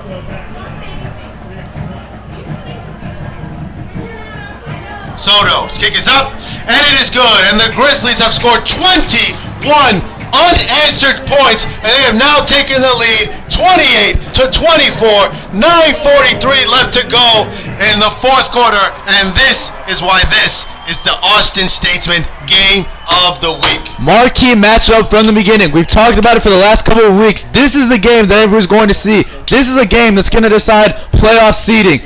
What more could you want? 21 unanswered points for the home team on homecoming night. Drew McGuire in the second half, 3 touchdowns for Drew McGuire. Exactly how you called it at the beginning of the half, and I'll give you your props on that. He is the captain out there on that offense. He is the general. He's the one that's leading them down the field on every drive, and you got to give props to him. After it did not work in the first half, you go away from what you usually do, which is running the ball 60 to 70% of the time, and they put the game in your hands, and you come through. There's still a lot of time left. Shout out to this defense. 2 straight drives, they've held the Patriots down. They're going to have to do it another time. 9:43 left to go. Soto, short kick. It looks like someone's trying to get there first. And Little is going to catch it and push across. They're going to give him progress at the 38-yard line. So Eastview will take over at their own 38. 9:41 left to go. in the fourth quarter. Grizzlies 21 unanswered points. They were down 24-7. They've scored 3 straight touchdowns. They now have a 28-24 lead. What more could you ask for at the beginning of this week? I mean, this team, the Patriots, they're coming out with a great game plan. They force frustration on the Grizzlies early, but then you come back and exactly what I said at halftime, stay with it. So Colston back to pass. And give it to Hester. He's going to try to bounce outside to the left. Petey Cervantes in at the stop. A 1-yard loss on the play as they are now starting to get to Hester as he's trying to get to the outside. Cervantes with the great tackle. A loss of 1 on the play. 2nd down and 11. Zion Hester, not the same back that we saw in the first quarter, and he is as tremendous a talent as we've seen. But now you see these linebackers starting to plug these holes and not let him get free outside. 2nd down and 11. Give the throw now. It's to Little. He's going to get across. He backs his way down. They'll give him forward progress at the 45-yard line. A little generous spot there. 44-yard line they're going to put the ball at. So 44-yard line is going to bring up 3rd down and 3. And the most pressure on a 3rd down for Eastview that we've seen so far in this game. If you don't pick this up and you give the ball back to this offense, this is the last thing you would want. 8:44 and counting left to go. 3rd down and 3 from the Eastview, their own 44-yard line. They're going to change the play from the sideline. It's 15 seconds left to go in the play clock. Glenn holding on to a 28-24 lead. 4 wide receivers out for Eastview. They bring Harris in motion. The option is to Hester. He's going to run to the outside, and he's going to be met out of bounds at the 46-yard line. They'll give him. So they'll give him 2 yards on the pickup. It's going to bring up 4th down and 1 for the Patriots. You have to think that they're going to go for it right here. Your offense has been stagnant the last 2 drives. This defense is really showing up. And you have Zion Hester, who is averaging 4 to 5 yards a clip at this point in the game. You have to be thinking that they're thinking 4-down territory in this situation with only 8:18 left to go. Ball is just shy of the 46-yard line. Looks like they need the 48 for a 1st down. It's going to be about 4th and about 1.5. They're making some substitutions out. They're bringing Little now in the backfield with Hester. 3 backs in the backfield. Snap. Colt. Hester's got to take it himself. And he's brought down for a loss. He didn't get the 4th down, and the Grizzlies will take over on downs. Alec Townsley with the stop. And the Grizzlies force another turnover on downs. The enforcer, Alec Townsley, who we have seen in the special teams game. They haven't tested him through the air. What does he do? 4th downs, comes off the edge, not able to pick it up. Another big play from this defense. 8:11 left to go. The Grizzlies will take over at the Patriots' 46-yard line. They've scored on their last 3 possessions, 28-24. And now if you can make this a 2-score game, it makes it so much harder. And Eastview, that means they would have to score on their last 2 drives. McGuire gives to Thompson, breaks a tackle. He's pushing across. He's trying to get across. He's at the 42-yard line. So a 4-yard pickup for Corin Thompson. It'll bring up 2nd down and 6. Ben Simmons in on the stop for the Eastview Patriots. And you see that defense right now. They are not the same defense they were in the first half. They look a little gassed. They've spent a lot of time on the field here in this second half. 7:48 and counting. Grizzlies 28-24. 4th quarter. They have the ball inside of Eastview territory. It's at the Eastview 42-yard line. 3 wide receivers. 2 to the left. Sam Martin out to the right. Julian Morris, the tailback. Snap. Morris across the 40, pushing his way through. He's going to dive to about the 37-yard line. So a 5-yard pickup, and they're going to move the chains. 1st down for the Grizzlies. Yeah, this Eastview team is getting frustrated again. A little bit of extra contact there on the back end in the secondary. So this team, not the same one that we saw in the first half. Not going to give them the 1st down. It's going to be 3rd down and less than 1. See if Julian Morris checks in, their short yardage back. He's still in there, along with Lamont Slade. So go 2 wide receivers out to the right. Nate Hatter out to the left in the slot. 2 running backs for Grizzly. Lamont Slade takes, he breaks across the 35-yard line. He's down at the 33. 1st down, Grizzlies. Move the chains at this point in time. You have the lead. 6:43 left to go in the 4th quarter. And at this point, your only thought has to be to keep the ball, make this a 2-score game, and not give them as little chance as possible to get an extra possession. Clock continuing to run. 6:30 and counting left to go in the 4th quarter. Shotgun snap. McGuire gives. Morris, outside to the 30, breaks a tackle to the 25, inside to the 22-yard line, an 11-yard pickup, and another Grizzly first down. Clock continuing to run. Julian Morris now 12 carries, 98 yards. Mark Rodriguez was in on the tackle for the Eastview Patriots, and this offense now starting to see the tempo that we've seen all season long. Where you see the chunks being gained in 7-8 on the ground, then you'll see the little pass out into the flat for an 8 to 12-yard carry. I mean, this is the offense that we were looking for in the first half, and they showed up right when you needed them. Look at the defense, hands on the waist. They've been on the field a lot in this second half, as this Grizzly offense has been dictating the pace of this game. Thompson and Morris. Thompson outside, comes across the middle. He breaks a tackle. He's inside the 10. He's all the way down to the 8-yard line. Corin Thompson with a 14-yard pickup and another Grizzly first down. Inside the 10-yard line, got to punch it in right here, but how much did we miss Corin Thompson? How many big plays has he made in this game? 5:31, clock stops there. You see the timeout taken by Eastview, and the Grizzlies don't want this crowd to stop making their noise. They are throwing their hands up, keeping this home field advantage to their side because this crowd is electric right now. 5:31 left to go. The Grizzlies are going to have first and goal from the 9-yard line with a chance to really close that door, as Coach Schoenfeld likes to say. What a comeback so far for the Grizzlies. It's not over yet. They have a chance to take a big lead if they can score a touchdown here. You know, earlier in the game, when we were talking about there was no questioning their talent or no questioning their results, we haven't had a serious test where we needed to test their resiliency or their heart because they've been up in every single game. This is the time where they needed to start showing what they're truly made of. And you call them the OGs, this team in their first year of district football, they want to come home with a district title, and they're going to need this win to do it. Just the character of this team to come back. I mean, even you come into half, you're down 10, but then to be down 17 and fight back this way. First and goal, Slade, inside the 10, inside the 5, pushing his way. He's trying to get across, he's pushing, is he in? And he's in the end zone. A 9-yard touchdown run for Lamont Slade, and the Grizzlies are up 34-24, the extra point pending.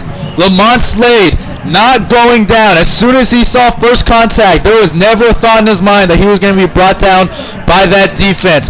Doing everything I can. A little assist from the offensive line, pushing him forward for those last 3 or 4 yards. And Lamont Slade gets in for the touchdown. 34-24 Grizzlies. 5:21 left to go in the fourth quarter. And try to see what's going on here. As Glenn's going to call a timeout. They weren't going to have enough time to get the extra point off. The Grizzlies 27 right now. 27 unanswered points for the Grizzlies. You can't question. You just can't question the heart of this team after today, regardless of how this score ends up. We hope it'll end in a Grizzly victory because this would be no doubt the highlight win of the year and the highlight win of the program. I don't want to get too corny here, but you don't want to wake a sleeping bear. That bear was down. You thought he was down, and you don't want that bear to get up. And that bear woke up. They were able to make something happen here in this second half. Shout out to this Grizzly defense, smothering Zion Hester. Jackson Colston came in, lighting the world on fire with all sorts of passing numbers, and it's been Drew McGuire in the second half with 3 passing touchdowns. I mean, we came into this game with it being a heavyweight, primetime, pay-per-view, whatever you want to call it. This was that game. It was the game of the week, and it's living up to all the hype. Soto puts it through, is almost blocked there, but it is good, and the Grizzlies have an 11-point lead. 5:21 left to go in the fourth quarter. You're listening to Grizzlies football on the KMAX Sports Vype Media Network. We hope you're enjoying tonight's broadcast. At KMAX Sports, we work hard to provide quality professional broadcasts to make it easier for the booster clubs with whom we work to find sponsorships. We ask that you please patronize these advertisers and thank them for supporting your team's broadcasts. You can help your booster club fund the broadcast by simply clicking on the donate button on KMAXSports.com. And if you're a fan of the other school, you can show your appreciation for tonight's broadcast by making a donation as well. Thank you in advance for your support. And now, let's take you back out to the game. This is Lamont Slade, running back. 44-yard touchdown for Lamont Slade as he ran right up the gut. And listening to Grizzly football on the KMAX Sports Vype Media Network. A 9-yard touchdown for Lamont Slade. 5:21 left to go in the fourth quarter. The Grizzlies are leading at 35-24 as Pedro Soto set to kick off, and he kicks this one deep and is going to be caught at the 31-yard line by Jeremiah Knight, and that is where the Patriots will take over from the 31. They have stalled on the last few drives, EJ. They have gone punt, and then a turnover and down, so they went for it on fourth down, and it was Alec Townsend with a big stop of possibly the season so far. I mean, you're going to have to ask Coach Shanefield next week when you're asking about halftime adjustments, because I want to know. I mean, it's hard to see from up here, but it seems like there's an extra guy in the box, but it looks like it's just sheer will getting into the back right now. I mean, Petey Cervantes came up with a huge play on that last drive to smother Zion Hester, and Zion Hester does have some size on him. He's out as a receiver now as Colston's back to pass. They're down 11. He's sitting in the pocket. He's got a little bit of time. He's surveying the field. He's got nowhere to go. He's going to throw it out of bounds as he got a lot of pressure from Hunter Lobato and Brian Creel. And it looks like it'll be a roughing the passer on Hunter Lobato, and it's going to be 15 yards going the other way. Oh, man. Can't have that. You have him running out of bounds. Tough play. You like the aggressive play by the defense, but got to be a little smarter than that. They'll pick up 15 in the first on that one. The ball will be placed at the 46-yard line. And never question officials. That's not part of our job. I mean, they've officiated a really good game so far. They kept this game in control. But it looked like it was just didn't look like that huge of a push at the back end of that play.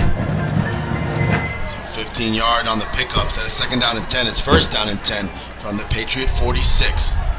And the give is to Hester. He's trying to break across. He's going to get a couple on the play. He'll get out to the 48-yard line.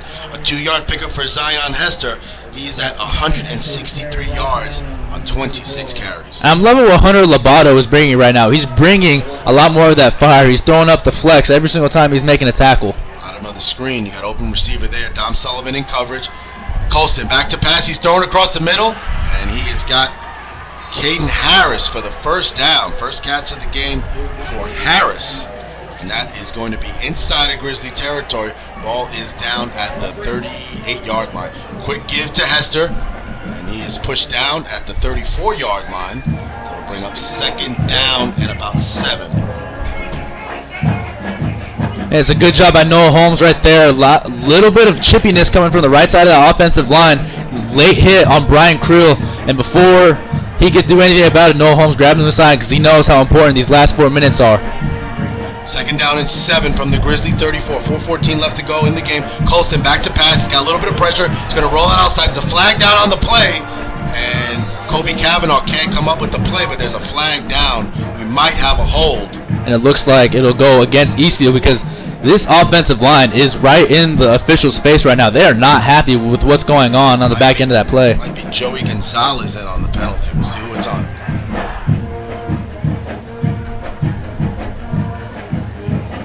For the call here. 4:06 left to go. Grizzlies leading at 35 to 24. And I said that Noah Holmes chop block. And I said that Noah Holmes was carrying Brian Creel away as if Brian Creel would do anything to that sort of you've talked to him a lot of the time. Brian Creel as level-headed as they come. So they're going to be moved back 15 yards, and like the saying goes, EJ, ball don't lie. Maybe that wasn't a penalty down there. Now that it gets pushed back for Eastfield, now they have the ball at the Grizzly 49, and they're looking at a second down and long. They need the Grizzly 27-yard line. Second and 22. Colson back to pass. He's got time. He looks. Scott Harris wide open. And he is out of bounds at the 30-yard line. A huge pickup for Caden Harris. 19 yards. It'll be second down and 3. Wow. Could have been a lot worse, but that was just a blown coverage on the far sideline. And it looked like Isaac Armijo was the designated corner. And it looks like he was trying to play the middle of the field. Came back on the backside and burned him for a first down. Hurry up offense as it's Hester, and he's met immediately. Slowed him down. First to hit on the play was Armijo, a little banged up on the play. That's actually Creel as they slowed down Hester. Eastview in their hurry-up offense now. 3:45 to go. They're down 2 scores. It'll be second down and about 8. Hester again, outside. He's got a lane. He's breaking a tackle. He's all the way inside the... He's going to be down at the 15-yard line. 12-yard pickup and another first down for Zion Hester. This defense not panicking, though, because they know that this is a 2-possession game. It's an 11-point game, and you have to know they're going to have to go for 2 if they do get into the end zone. Defense trying to prevent that right now. Eastview only has 1 timeout left. Glenn has 2. 3:26 and counting. First down and 10. Colston looking to pass. He's flushed out of the pocket. He's rolling out. He's thrown across the field. And it's caught for a touchdown. A touchdown on the play. And it is number 5, Kobe Kavanaugh on the 15-yard touchdown. And Eastview gets on the board. It is 35-30. And no, for the time being, it's 30, but they're going to try to go for the 32. And with as talented as Honstein is in the kicking game, you have to think that an onside kick is something else that he has in his back pocket. So Eastview finally gets on the board on the 15-yard touchdown to Kobe Kavanaugh. It is 35-30. It's the biggest 2-point play so far in the history for the Glen Grizzlies. Colston is back. He's rolling out to his right. He's looking. He's throwing across the field. It's going to be a jump ball. And he's in. They're going to say he's in. What a catch from Devon Little as he was going up against Isaac Armillo, and he won the jump ball. And it's a 2-point conversion, 35-32. Grizzlies holding on to a 3-point lead with 3:15 left to go in the fourth quarter. You're listening to Grizzlies football on the KMAX Sports Vype Media Network. We hope you're enjoying tonight's broadcast.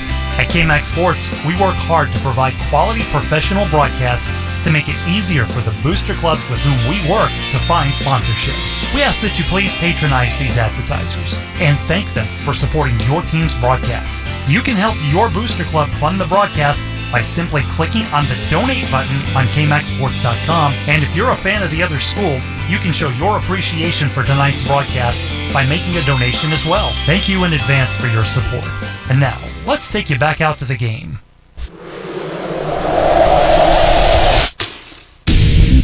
This is linebacker Lee Pollock, and you're listening to Grizzlies football on the KMAX Sports Vype Media Network.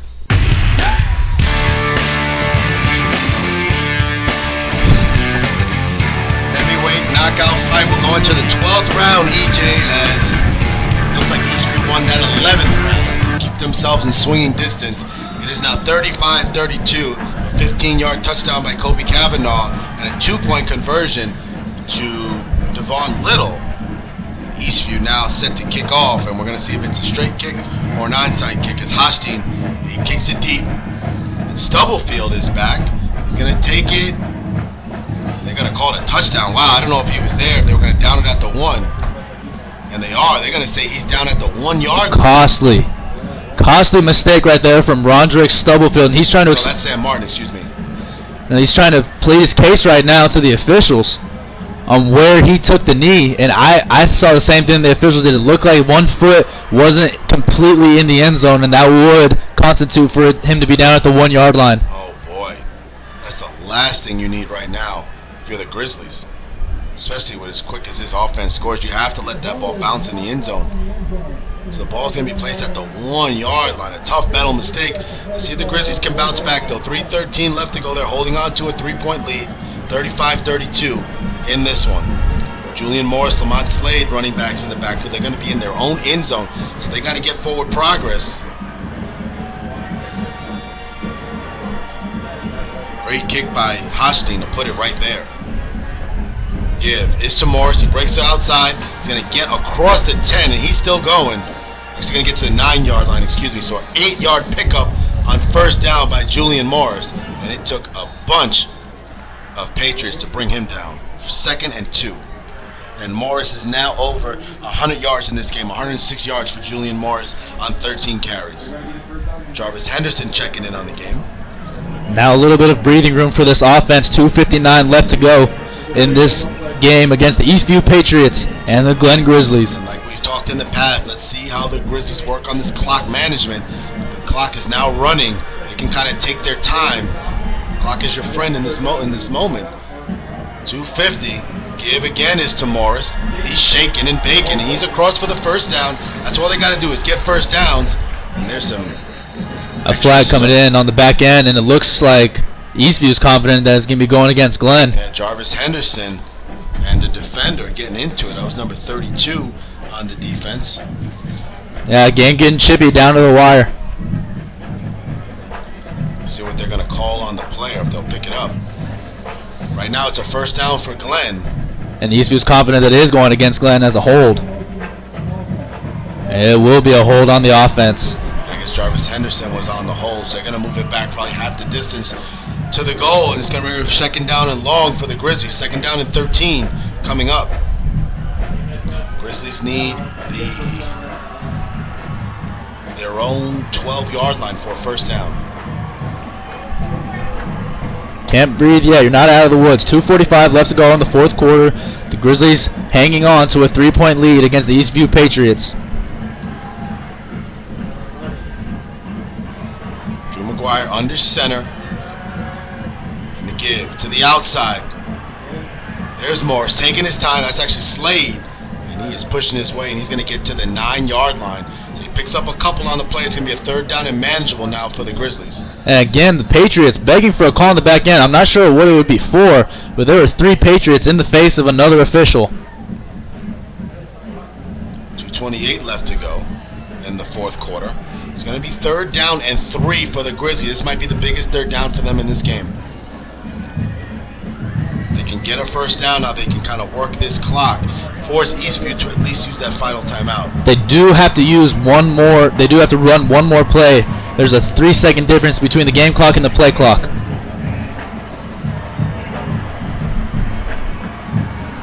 Grizzlies taking their time. Slade in the backfield. And here he is, pushing across. Morris has got the first down. He's across the 15. He's still going. They can't take him down. He's at the 20, at the 22-yard line. Julian Morris with a 15-yard gain. All of that after contact and a first down for the Grizzlies. Clock continuing to run. We're under 2 minutes left to go. You can point to any run that Julian Morris has made throughout the year. None bigger than that one to try to put the exclamation point on this game against the Patriots. 1:56 left to go. Huge run right there by Julian Morris. And now they're going to get the clock going now. 1:55 left to go. 1:53 left to go. 10 seconds left on the play clock. Grizzlies first and 10 from their own 23. Give again is to Morris. He's going to bounce outside. He's got to stay in bounds, though. Keep pushing. He's going to get to about the original line of scrimmage. He might lose a yard on the play as the clock is still running. It'll be second down and 11 for the Grizzlies. And Eastview calls their final timeout with 1:35 left to go in the fourth quarter. 35-32, Grizzlies leading it.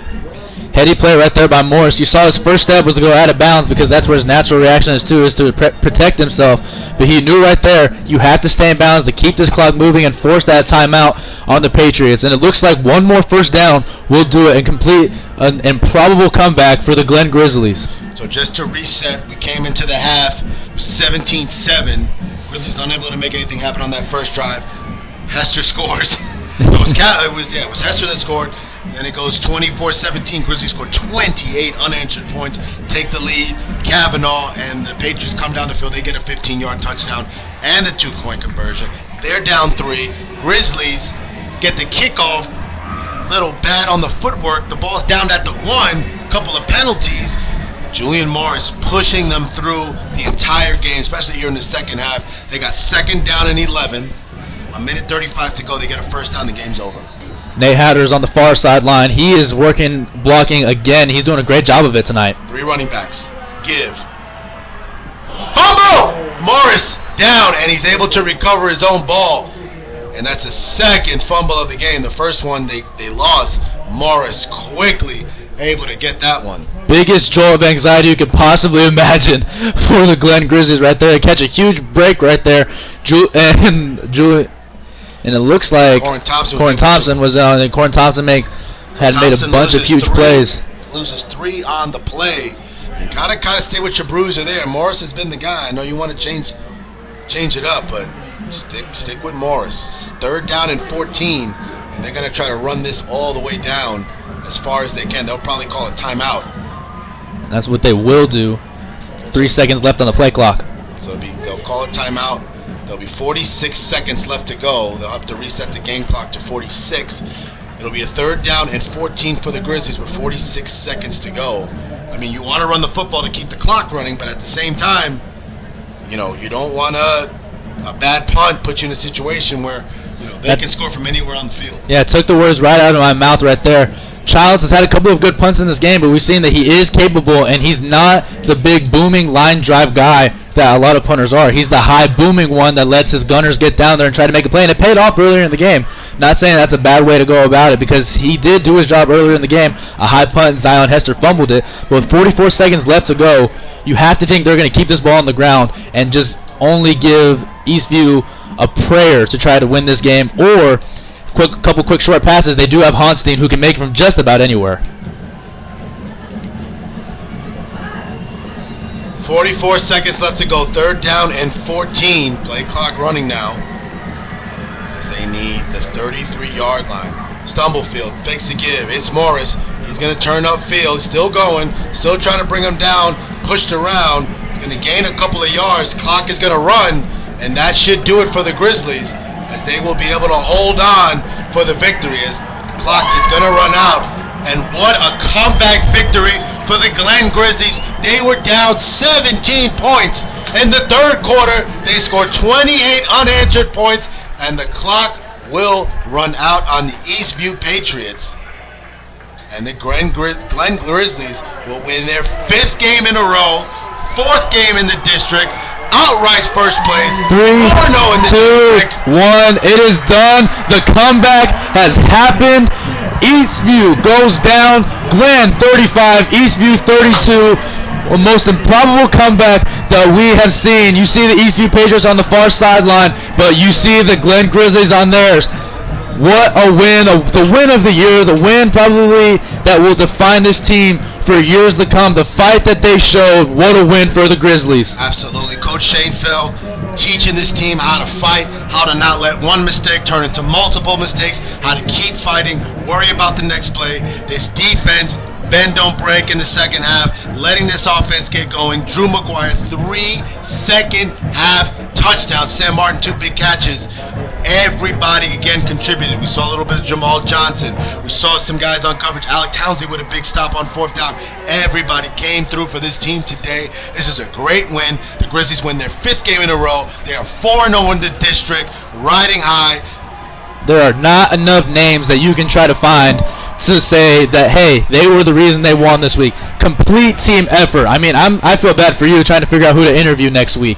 I mean, there are so many guys that did their job and did the little things in order to win this game. They get Julian Morris probably, because I mean, on the comeback after leaving last game with an injury, a little nervous about that. 16 carries, 125 yards, and had some big runs. None bigger than that 42-yard run as well as they were driving there. A big play by Corin Thompson after they were brought back on the penalty, the 59-yard touchdown. Everybody came through, and the Grizzlies, they're running off the field. They got their fans there. What a win for the Grizzlies. They win it 35-32, improve their record to 5-2, 4-0 in the district. Go Grizzlies. We're going to take a quick commercial break. We'll be back on the KMAX Sports Vype Media Network. Vype Media is the state's most comprehensive high school sports media outlet, covering UIL, private schools. Vype has been in Texas for over a decade. Visit their website at Vype, Texas.com, and also pick up your Vype magazine today. Get in the game with Vype Media. Socialize with us. Yeah, man, I'll tell you what, that dang old internet, man, you just go on there and point and click. It's real easy, man. On Twitter, at KMAX Sports, or catch us on Facebook. Search KMAX Sports. Just another way KMAX Sports is bringing your teams to you.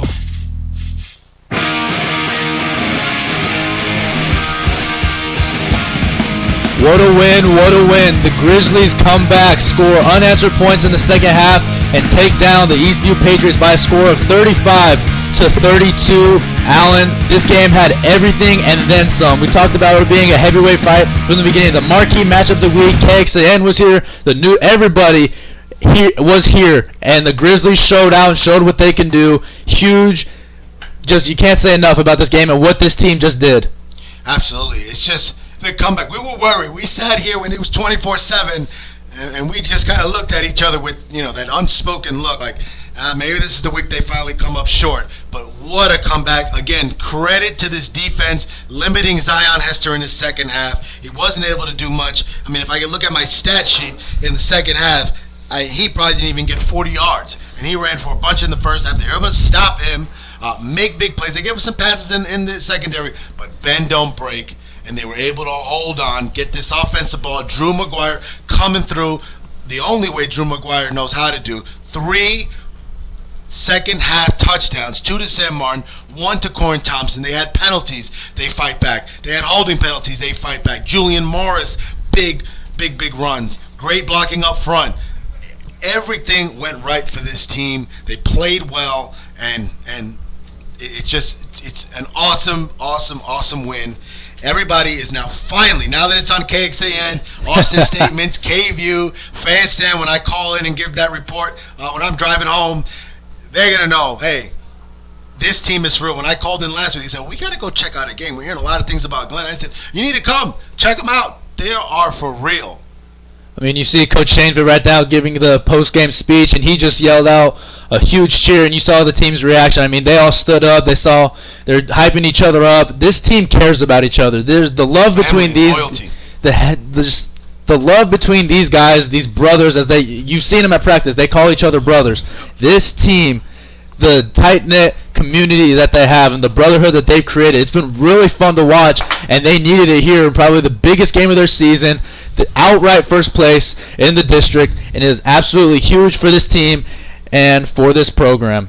So with the 3 touchdowns, you put Drew Maguire now. He's got 14 touchdowns, and there was only 1 touchdown from one touchdown for Coastal. They're now tied 14 touchdowns apiece on top of the district, but the Grizzlies 28 unanswered points in the second half, and they come up with a huge win. Grizzlies win. And you got some scores for us in the district.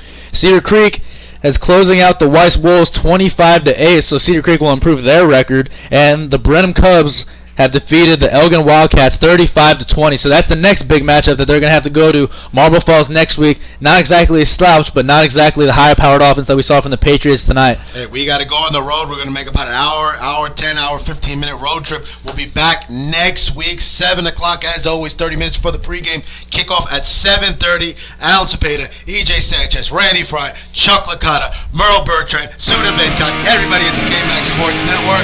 Grizzlies win 35-32. You have a great night.